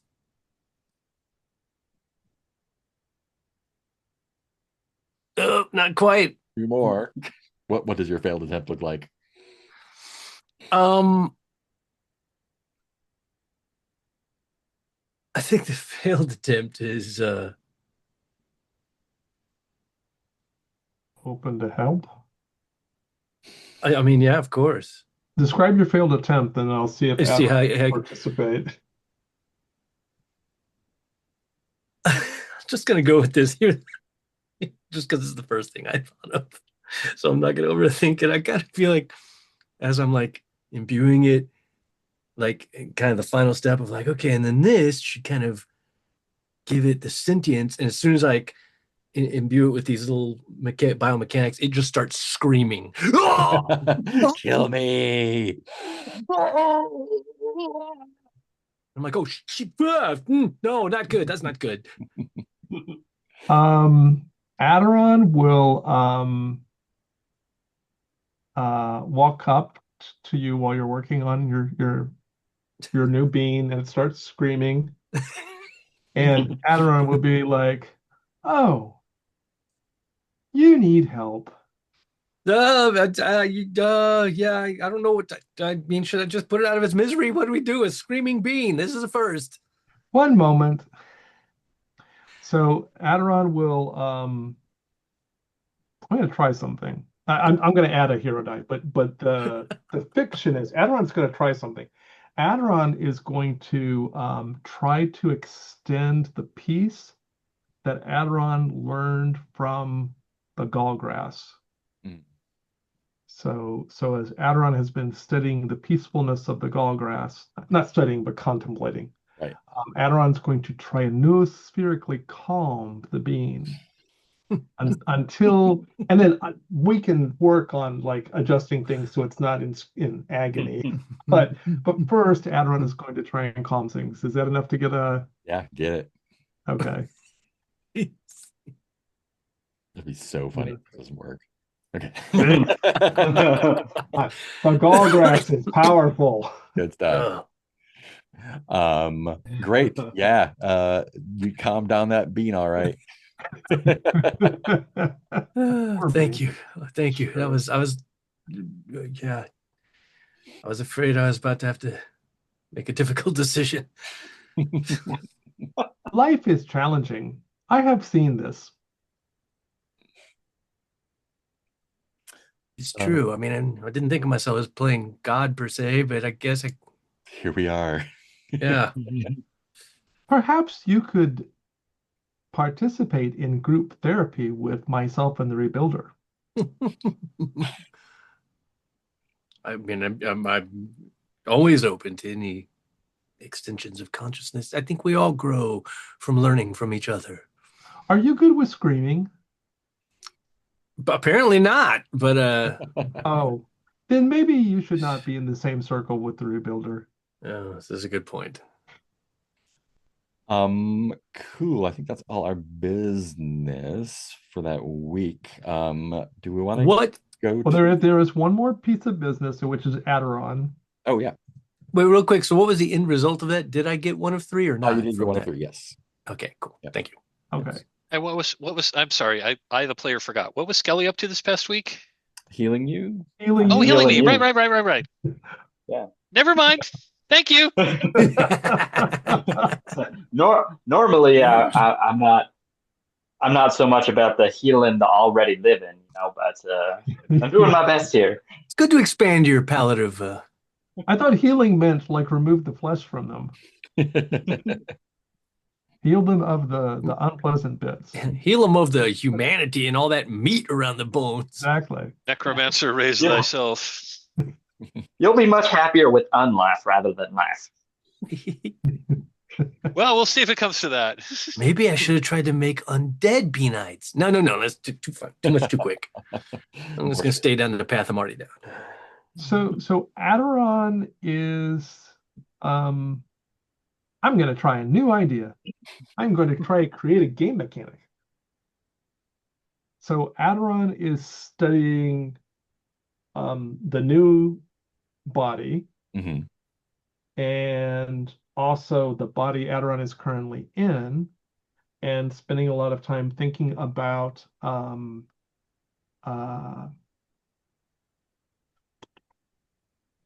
the red lady, Madame Red, whatever her name is, and the challenges we face with that. And Adoron is I don't know if this is a new skill. Well, so my thought was, is it possible to create a bonus to carry forward when we work on Lady Red Star? Hmm. I think without seeing what her deal is first, that's going to be very difficult. Okay. In that context, then, so I won't. I mean, I am thinking about that as part of what I'm doing, but But I mean, if you want to go interact with her and use that, like maybe we can make that work. okay. Well, Phaedra would have to do the actual because it's Phaedra's contract. But if Phaedra is willing to at least spend a little bit of time um, engaging with Lady Red Star to find out her needs. Yep, absolutely. Do we remember the name of the one that approached you? I'm trying to find I wrote it down somewhere. it. Was cool. Otherwise, I just make up a new one. Yeah, right. Where did I Um, write it down? Where did I write it down? Mm, mm, mhm. On the Okay. NPC list, I have a scientist. I don't know if this is the same person. There was a Belina. Belina on Mies, scientist at Red Bear Village near Glass Bridge, expert on creatures. No, she was the drunk. Yeah. Okay. And there was a Lime Nomad. Yeah, it was a cool name. I don't remember what it was. We will say it was. I'm gonna pull one of the lake folk names. Oh, it was it Red Ear? Was that them? Or was that someone else? Time is Money. Time is Money was his name. Mhm. Time is money. Time dash is dash money. Friend. And I remember the World of Warcraft goblins. Time is money, friend. Yep. Cool. So time is money is easy to find. He's one of the attendants. Um, and what is your what do you tell him that you want to do, or what you have, what you've returned with? So just to clarify, Phaedra, before we get started, Adoron suggests that we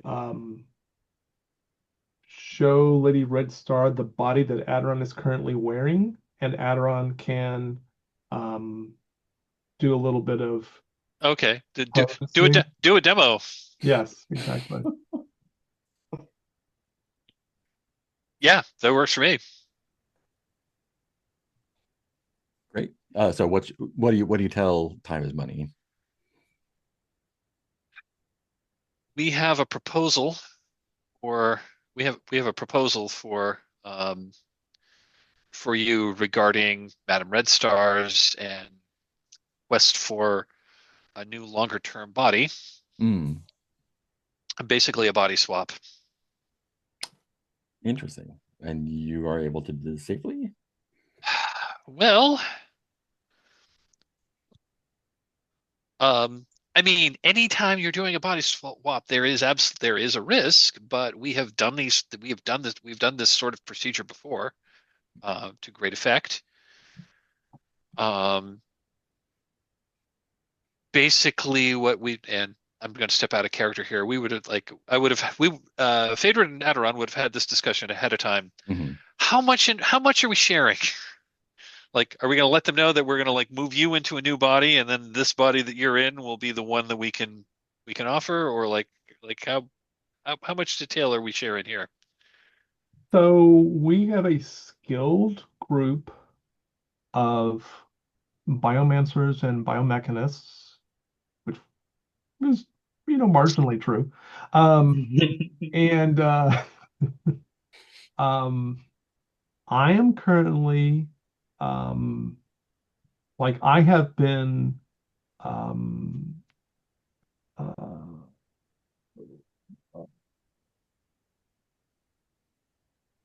what's the right term? Sort of QA testing this current body. I see. It has passed review, which is true. I mean, Adoron Yeah. was supposed to live in this body. And uh, unlike we have more primitive bodies available, but this body is capable of um, full human sensation. It is also self-repairing. Mm. And because it has the little beads that we put into it, it is also noospherically anchored. So when you say self-repairing, would that mean that my clan would no longer be necessary? The clan of maintenance and repair? No, no. Good. I mean, my concern is only for Madame Red Star, but there are many in the clan whose pride perhaps clouds their vision. This body, while it is self-sufficient, still needs resources. Mm. And I believe the lady will need some assistance learning not only how to be in a human body again, but also will need your assistance in understanding the details of how this body maintains itself, which, of course, we can provide you with the diagnostic and practical upkeep instructional materials. Good, good. Well, the lady, madam, is available for audience, and at your leisure, we can introduce you.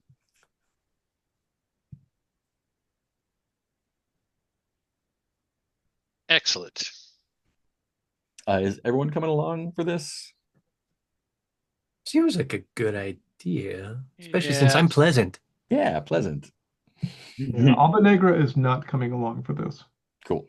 She's Okay. busy doing her stuff. Skelly? Awesome. Yeah, I think so. Cool. Yeah, so like a lot of Red Bear Village, this is kind of carved into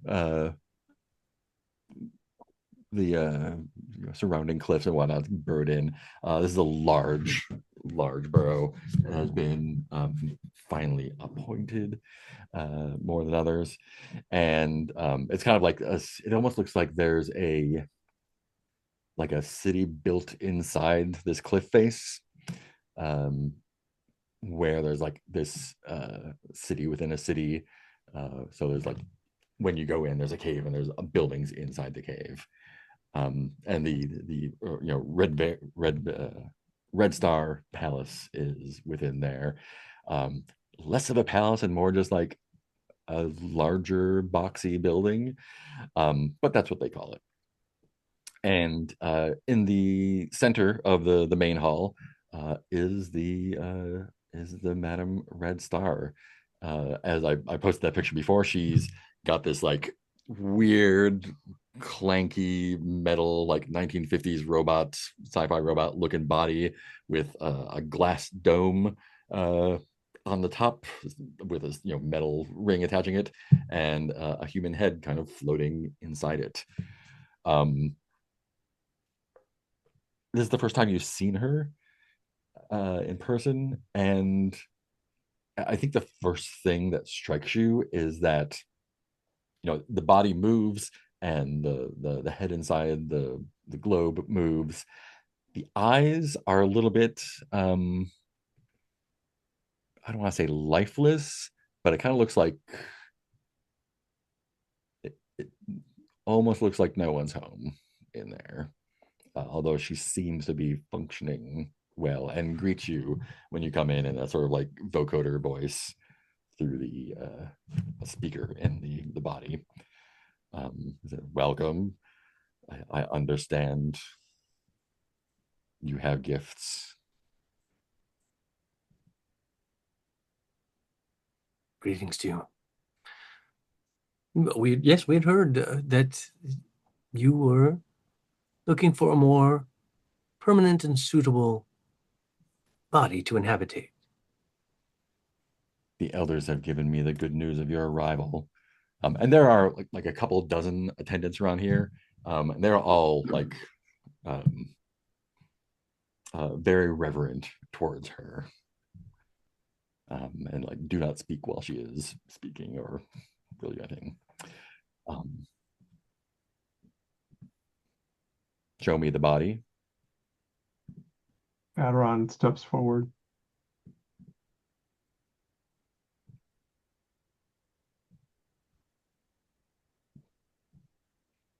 What am I looking at? This is the body that We are going to offer. naturally our friend Adoron wanted to make sure it was suitable for you before. We didn't want to present it to you untested. So Adoron has been living in this body briefly and has assured us that it is fully functional, feels good. It's a happy home. Noble sacrifice. Will it be painful? It should not be for anyone involved. And the cost? It's a good question. I was going to say, yeah, I was going to say, yeah, we. And I think the time is money. Like, kind of gives you a look like, oh, we didn't really talk about that, did we? I believe the cost can be negotiated such that all are satisfied. Let us think not of the cost as an economic event, but let's think of the benefits that we all can accrue. Yes, we are certainly open to. We are not here to,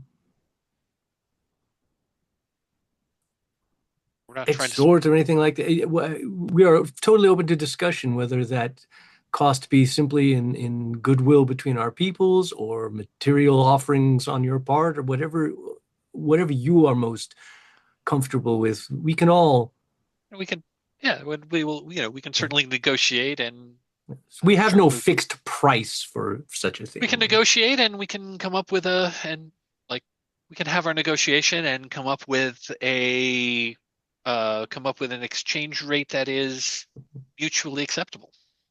We do like in our journeys across the land, it is always one of our absolute prime directives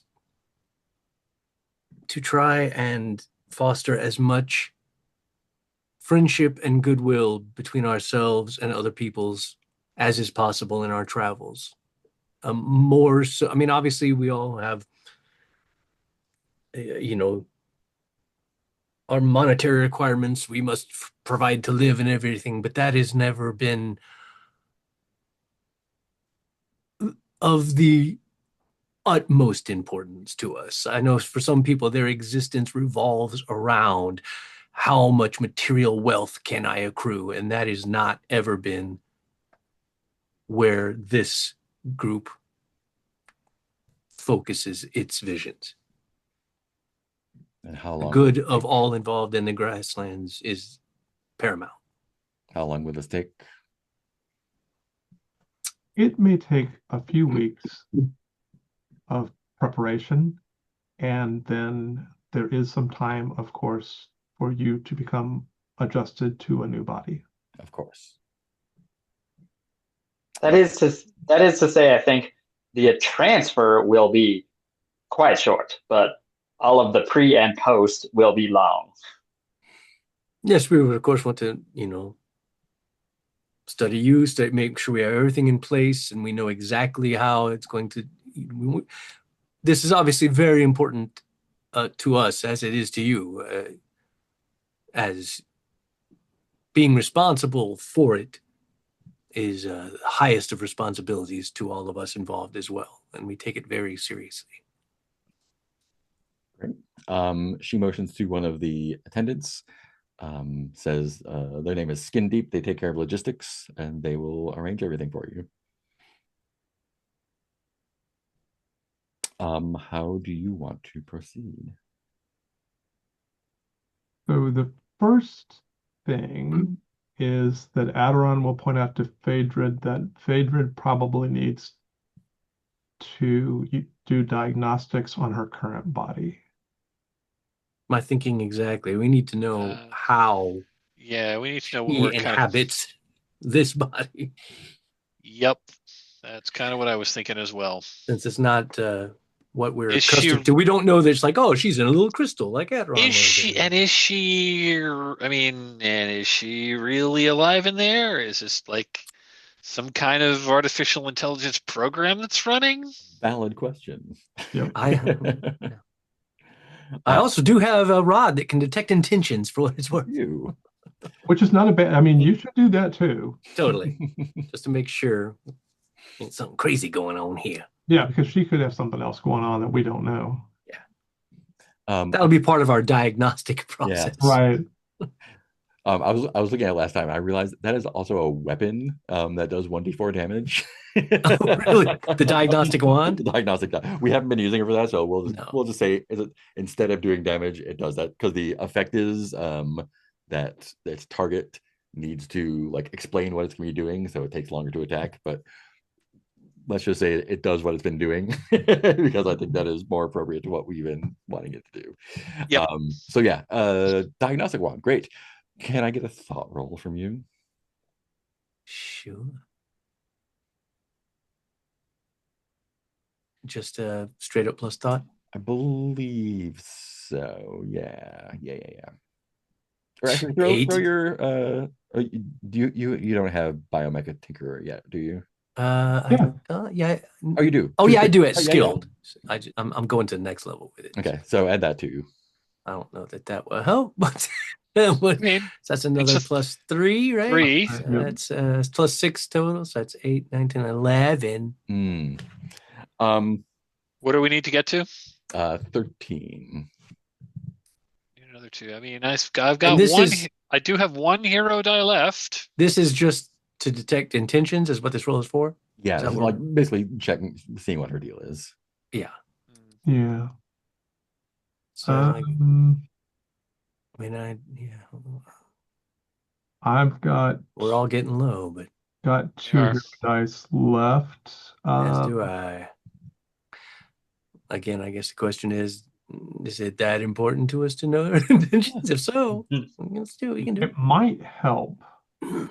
Yeah, I think it'll definitely help. I'll throw one in then. I'll And between 4 of you, So you I'm get doing 8 it. hero dice per session anyway, so that's so yeah, yeah, plenty. I think depends it's- on what we do next. I whack it, Nice. shake it a little bit. There we go. There we go. It's a little finicky sometimes. Throw it in. Anything but a 1 will do. Don't say that. Okay, good. There we go. Yeah. A Yeah. little higher on the 6 than you did on the 20. Yeah, so full diagnostics here. She is so this is called an iron belly. It is like working, it is finely worked. In fact, it is more it's almost more like ornamented with like filigree and stuff than it is functional. She basically like sits here like a big weird red octopus or tetrapus doing her stuff. It is a pretty good body. It's just limited. Diagnostic on the like connections in the head. Her like spinal column is interfaced with the body, and I think through the diagnostics you can tell that a lot of her organic nervous system has atrophied significantly over a very long time, and it's been kind of like supplemented with crude like neural networks and some like psych machine augmentation.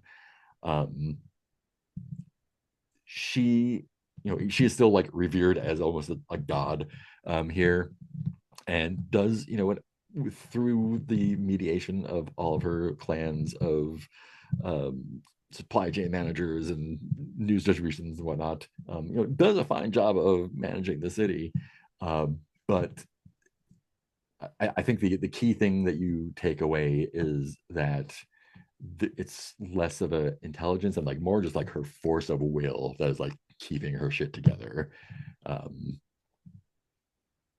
Yeah. Very strong will, holding tatters of a personality together.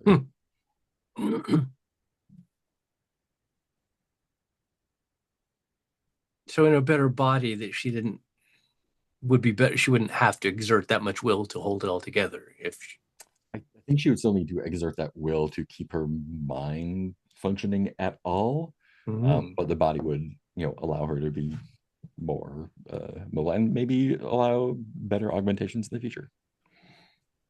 Is it possible, Alba Negra did not come with us, but is it possible that we could, wow, this is a lot more complicated than we're used to, but is it possible that we could clone her and then transfer? I mean, that's getting into a whole different level, though. Yeah, Yeah, I don't know that cloning what is left of her mind would do any good. got Yeah. it. So yeah, yeah, this is this is something we could ask Alba Negra next time here, but like from what I gathered, is it possible that there could be some like mind altering concoction that could soothe her mind or calm it or make it so it's not whatever's going on? It's so like, I think soothing it would probably make her lose her grasp on whatever is right. Right. like, right. Soothing is the last thing that she needs. Got it. So in the end, so it seems like attempting to do some kind of like, transfer of her consciousness from her existing weird contraption of a body into the new one. It sounds like it's going to be a very different process than we did when we like moved Adoron around. Yeah, I think you're everyone kind of like working on the diagnostics and talking about it over the course of the week or whatever. I think the prognosis is basically like transferring the like the psych machine neural network stuff over to the new body is going to be pretty easy. And honestly, that's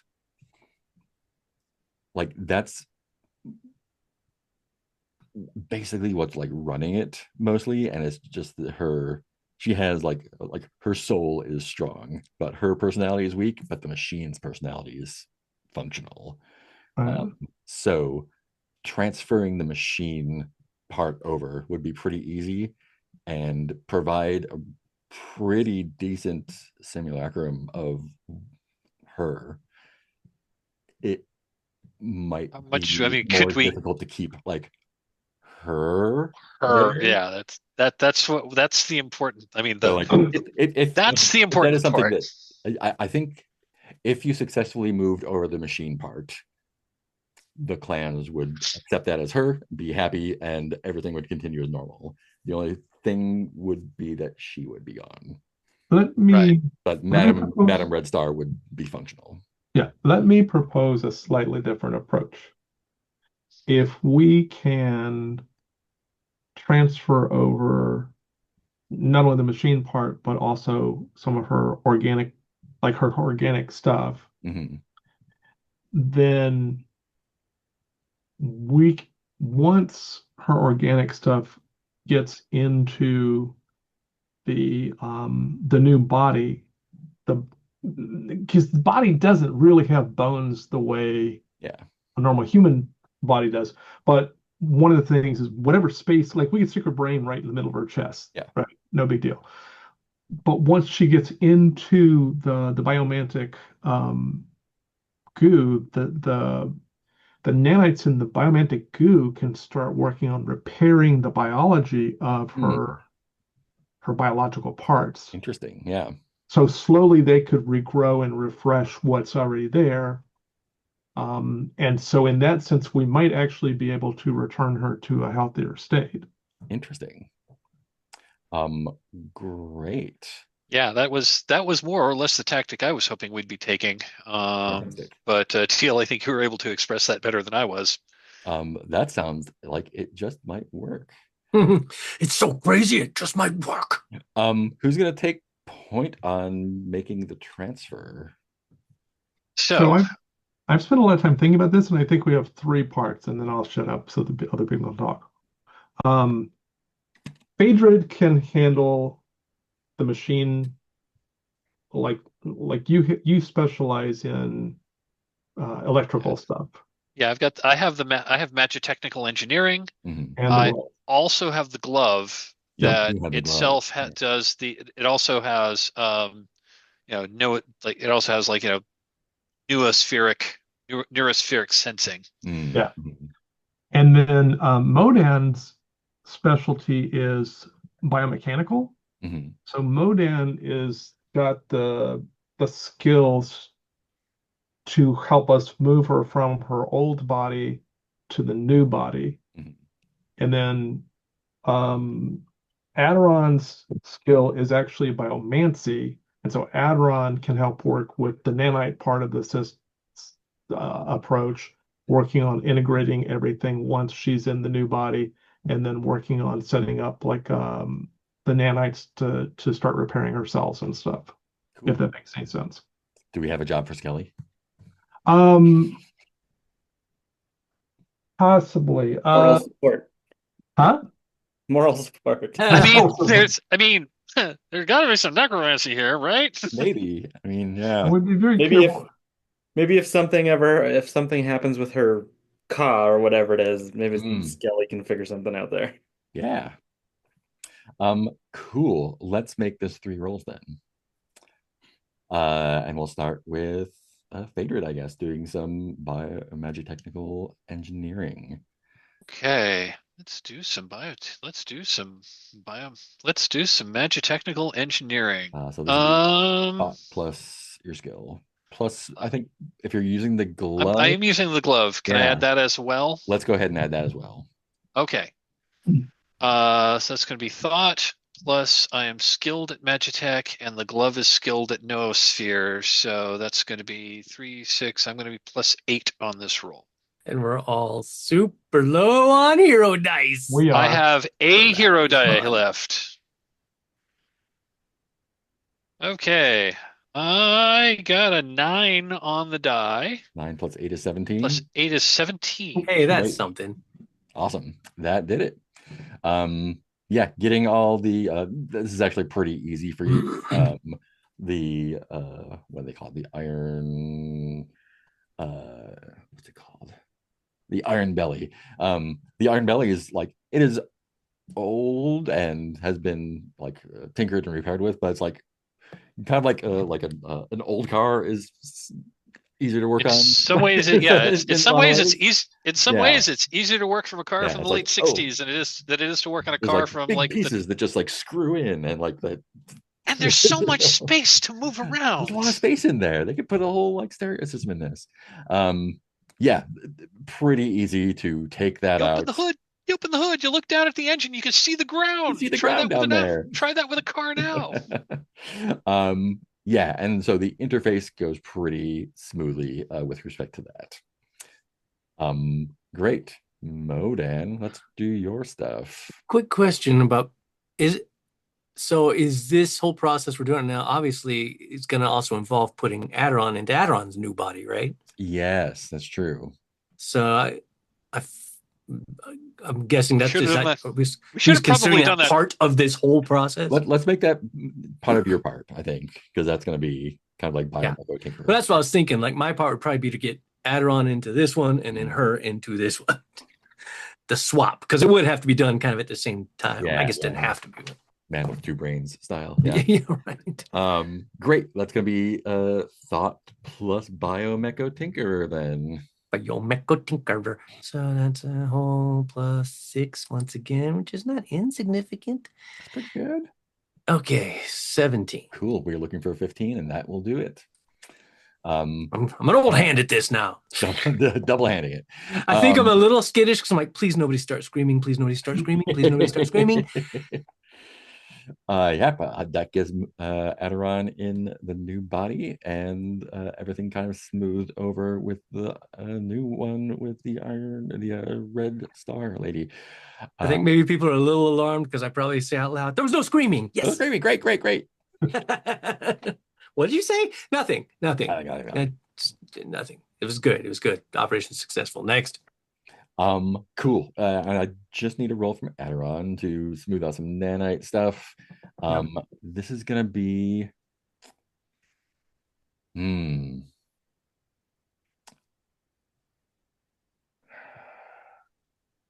I think it's gonna be aura plus flesh's clay. Aura? Yeah. All right. Um, No bonus there. yeah. You're gonna be rolling with I think you're gonna be rolling with a full +9 for that. Okay. Because you're like drawing on your memories of that. Right. Let's see. Where's the nice roll? Okay. Come on. Hey, Flying colors. Great. not a hero die to be used. Which is very good. Skelly's just like, yeah, you guys did it. We were like, your services would have come into play if things had gone wrong. Well, and Adoron would like to talk to Skelly in the future about doing some bone engraving because you made a bone case for Adoron's core, Right. and Adoron would like to add some powers to that at some point, Mm. but not right now because we're busy. We're in the middle of Fun. something. Great. So, this takes the week, right? Yep. And that puts us at old second one. Not old second one. I believe. Great. So, yeah, after the week of tinkering and operating and smoothing stuff out and a little bit of noospheric fiddling,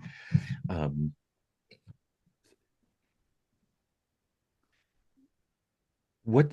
Tell me what you did with her existing head. Like, how did you integrate that? Is it on top? Is it in the middle? Is it distributed throughout? So we took her brain out of the her skull, Mhm. and or no, actually, maybe we just we probably cleared the skin off and stuff, and then stuck her skull because it's actually the skull is a great protector for the brain. That's what I was thinking, like kind of in the goo of the Yeah, new body. yeah, Sort in of. the chest area, sort of. Great. So it's like the floating skull with the brain inside the goo. Yep. Amazing. And I think with Adoron's administrations, like the face is starting to like slowly form into her face over the course of days. It'll probably take a while to get it just right. Yeah. But yeah, once it's all done, she's still those eyes still kind of have that like the, nobody really home look to it, but you can No tell improvement. they are. And she sits up and like checks everything out. This is the first time she has walked around. She like does a little circuit of the building. This is the first time she's walked around in quite a long time. And yeah, I think everything. This is just a success all around. She returns to the main chamber and like we need to fix this up because it's not just going to be me sitting here in a weird metal body anymore. The logistics guy, whose name is Skin Deep, says that you may take the Iron Belly as payment or in exchange if you would like it. I was otherwise, just we can thinking dispose about of that it. if we should. I was like, hey, we could probably take that and trade it or something, maybe. Definitely can. But yeah, you have done Red Bear Village a great service, and Madam Red Star is in your debt. And over time, Adoron will both teach her about more details about the body, but also teach the her servitors, care and maintenance, and they will set up a like a Neurojack type setup so that they can, if they need to make any code changes to the nanites and stuff. Mm. And she will explain, they will explain that to her too. Can I make a suggestion as to something that they might that that might be happening because we've done the village of Boone. Mhm.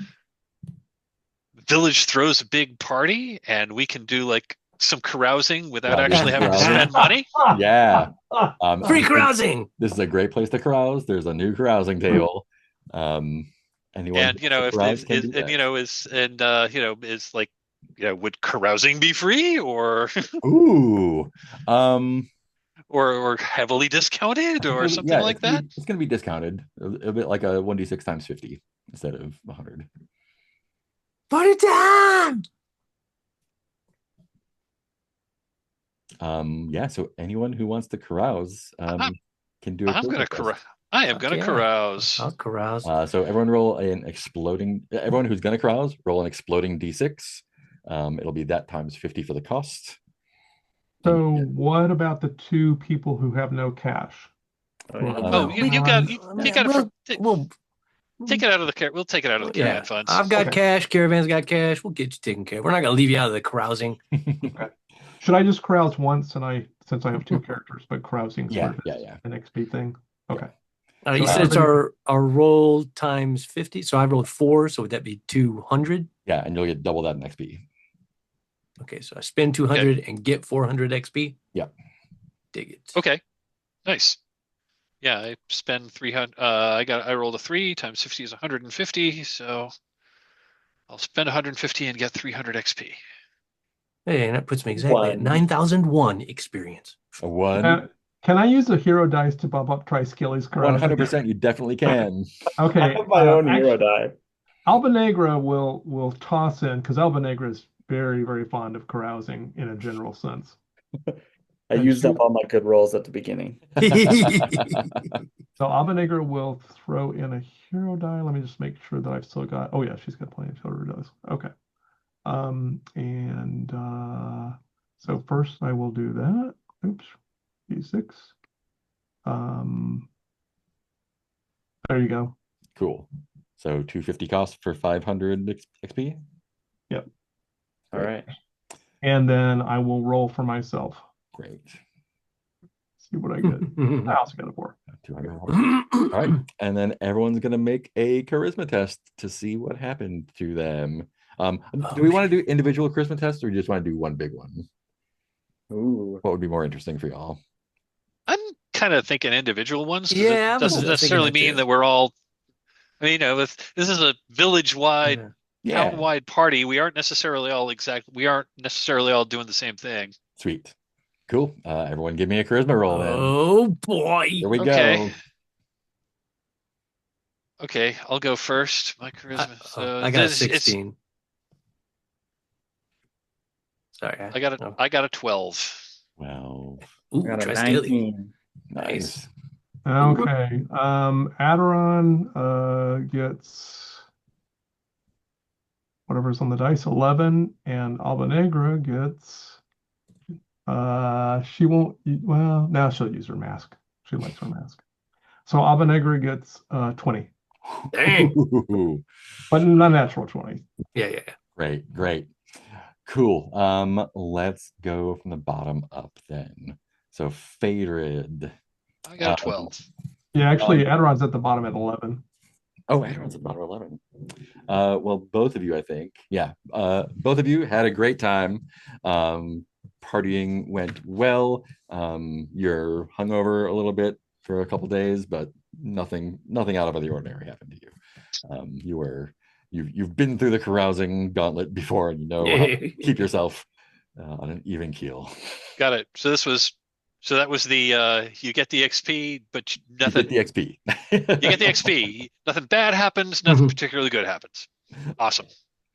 Modan, I got a 16. Have been accepted into an obscure small clan dealing with sanitation and waste disposal. A prestigious upper crust clan now mildly dislikes you. Okay. Oh, quick question. I just noticed, am I no longer depressed? Yes, you're no longer depressed. Okay. Yeah. All right. So now part of a small sanitation clan. Yeah, you've made some buddies with the sanitation workers there.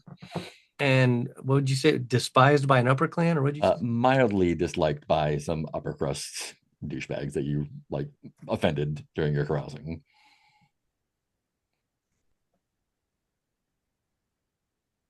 I think Troy Skelly's at 19. And Skelly got the same thing. I think both of you did the same. Ow. You both got hazed into the Yeah. hazed We were- into the waste disposal clan. We were partying together, I guess. Yep. It's like, all right, we're part of the sanitation crew now. Woo, sanitation crew forever.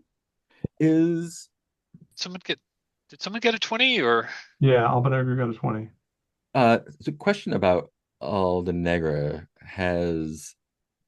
Is she rolling with a burden because she has too many traits and skills there? Well, I was gonna drop one of the yeah, that's you were recommending that I drop the corruption. Yeah, I would recommend that. Okay, I'll go ahead and drop that. Yeah, and I think like there was some healing at some point. You can get rid of that. Yeah, Cool. I had some time when she didn't do anything, so Yeah. Awesome. Then yes, you did get a 20, in fact. Can I get a D6 roll from you? Sure, let me transfer this in. D6. Albanegro. 6. A 6. Yep. Oh my gosh. Fantastic. You have let me do a little roll to see what kind of thing this is. Your carousing has taken you far and wide, and I think you wound up partying with some riders from the Grass Colossus, and you have acquired, it is a little bit blurry on how exactly you did acquire it, but you have acquired a large biomantic beast. Oh. What? I'm going to paste its stats and whatnot in chat here. Well, we were looking for another creature. Yeah. It is level 3. It has capacity 2. You can sell it for 600 if you want, but it does sneeze, which is a small problem because it is a dragon. Oh. Yeah. So you wound up with this fluffy dragon. It has sharp teeth and breathes fire, and when it sneezes, things get a little singed nearby. Could it likes marking its territory by charring things, so it's charming. Could my animal handler possibly help that sneezing condition? Ooh, perhaps. I have my good friend, the animal handler. Tell me how they want to do that. How do you cure a dragon's sneezing problems? Maybe Albanegro can concoct an antihistamine or something. Oh. That's good. Well, yeah, but Vec Driver knows. Yeah, I feel like Vec might know, being experienced animal handler might know, like, yeah, dragons thing is they can have I think that there's like a handful of things dragons can be allergic to. Mm-hmm. And so it might require a little bit of time or experimentation to figure out which of which of these things it is. And then maybe I want to say, hey, maybe once Vec has identified the allergy, then maybe that's where Albanegro can come into play. Be like, here's a problem. What you need to do is brew up a little bit of the blah blah root thing. Great. Just clear that right up. So it's kind of a little 2-part process of identifying the allergy, remedying the allergy. Cool. Since he is an animal groomer, he's level 1, so he's going to be adding 1 to his roll, or just looking for a 13. Adding a whole 1. A 20 explodes. Explode that 20. A 35. 35. 35. Great. Yeah. Oh, Vec knows all about this Yeah. out In here. fact, Beck doesn't even need to ask Altanegra. He's just like, oh yeah, I just for that occasion, I got this shit right here. Boom. It might come back at an inopportune time, but for now, Fluffy is cured of sneezing. Can carry 2 sacks. Vic. Good job, Vic. That's great. Great. That's Wait, was fantastic. that Vic? Is Vic the animal handler? I forget. Vec driver. Vec driver, yeah. Yeah, okay. I think that is a fantastic image to leave on. So we'll wrap up with carousing and Red Bear and continue on westward. I think also as a newly inducted member of Sanitation Clan, I feel obligated to help clean up after the carousing. Yes, of course. Fair enough. Did we get any additional XP? Did we get any additional XP beyond the yes. beyond the carousing? 200 additional XP from traveling. So that's 200 plus whatever you got from carousing. Dig it. And carousing is how much? It was whatever you rolled times 100, basically. Okay. Yeah. So 400. And it cost half that. Yeah. Half the cost? Regular the XP. Yeah. Less filling taste. Carousing light. Great. Let's go to Stars and Wishes then, and we'll start with Mark. Oh yeah. Had a fun time. Thank you for I don't really know what I'm trying to say right now.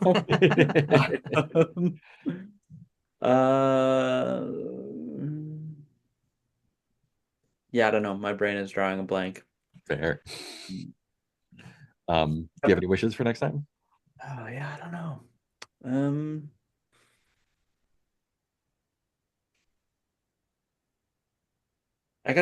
This is just for Skelly, but I gotta find a way to learn a necromancy spell here. Yeah, we'll get you a necromancy.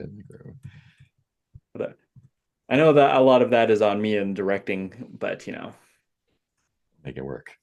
We'll make something. Yeah, and as you go westward, you're gonna meet weirder people. Cool. Thank you. Let's do Teal.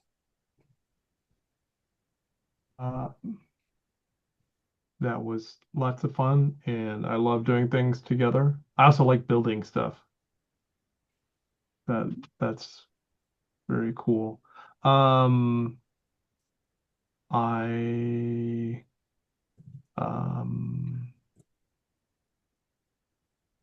look forward to figuring out my new body.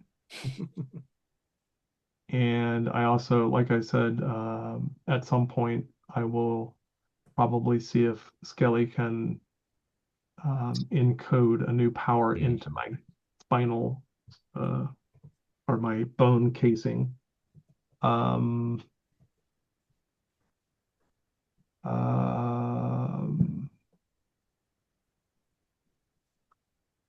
I have to say that just as a final thing, Alba Negra is very fond of Fluffy, and this is completely unexpected, and I'm not sure how this will change. She may eventually tire of Fluffy, but at the moment she's like, "Oh, this is Fluffy will never nice." tire of her. Yeah. Cool. Then up is Heath. Yeah, it was fun. I love when it's fun when we all function as a big group to get things done. Always fun, everybody helping each other out, throwing in hero dice, and it was definitely I felt like we bookended with like the very beginning.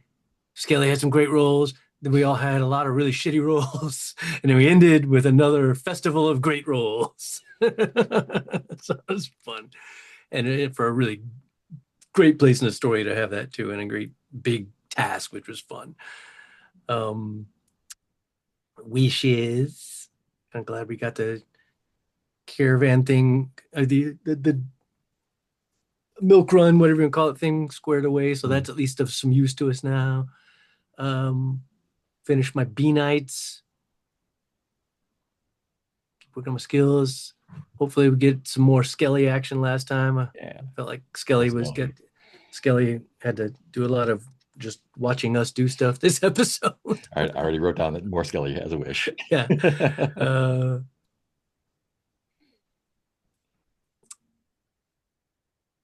Yeah, I think that's all that's coming to mind.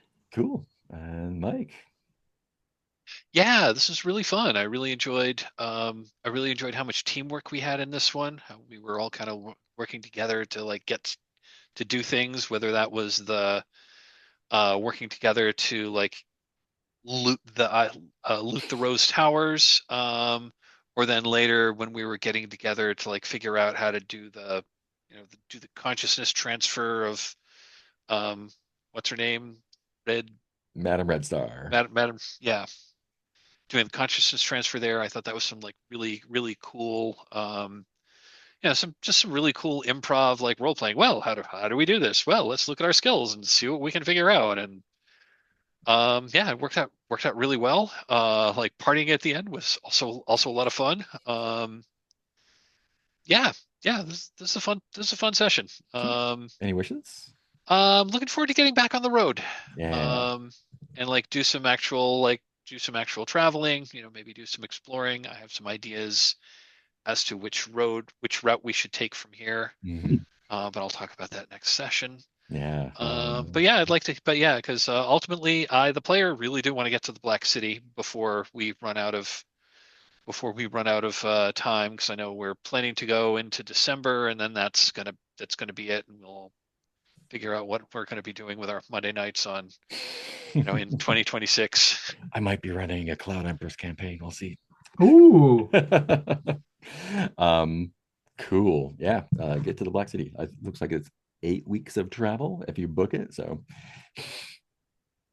Well, we have to go through the death. It's like the most direct route is to refracting trees, Spectrum Palace, Ivory Plain, Dark Light Passage, Forest of Meat, and then the Black City. So good times all around.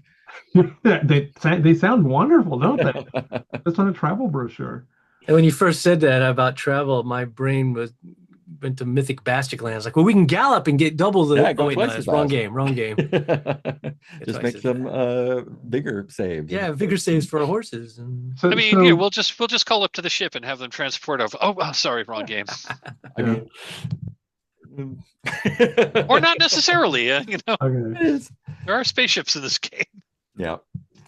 So have you done your Stars and Wishes, Mark? No, I had a great time all around. This was the right amount of game. I think was really good. I was hoping we would get Madam Red Star back into a body, and that all went really cool.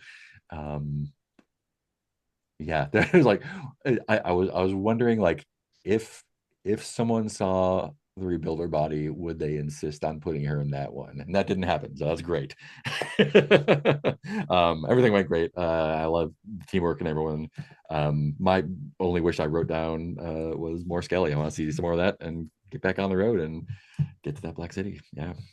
Okay. I have one thing which, so Price Skelly, you have not heard this before, but Adoron Teal has been storing up experience points.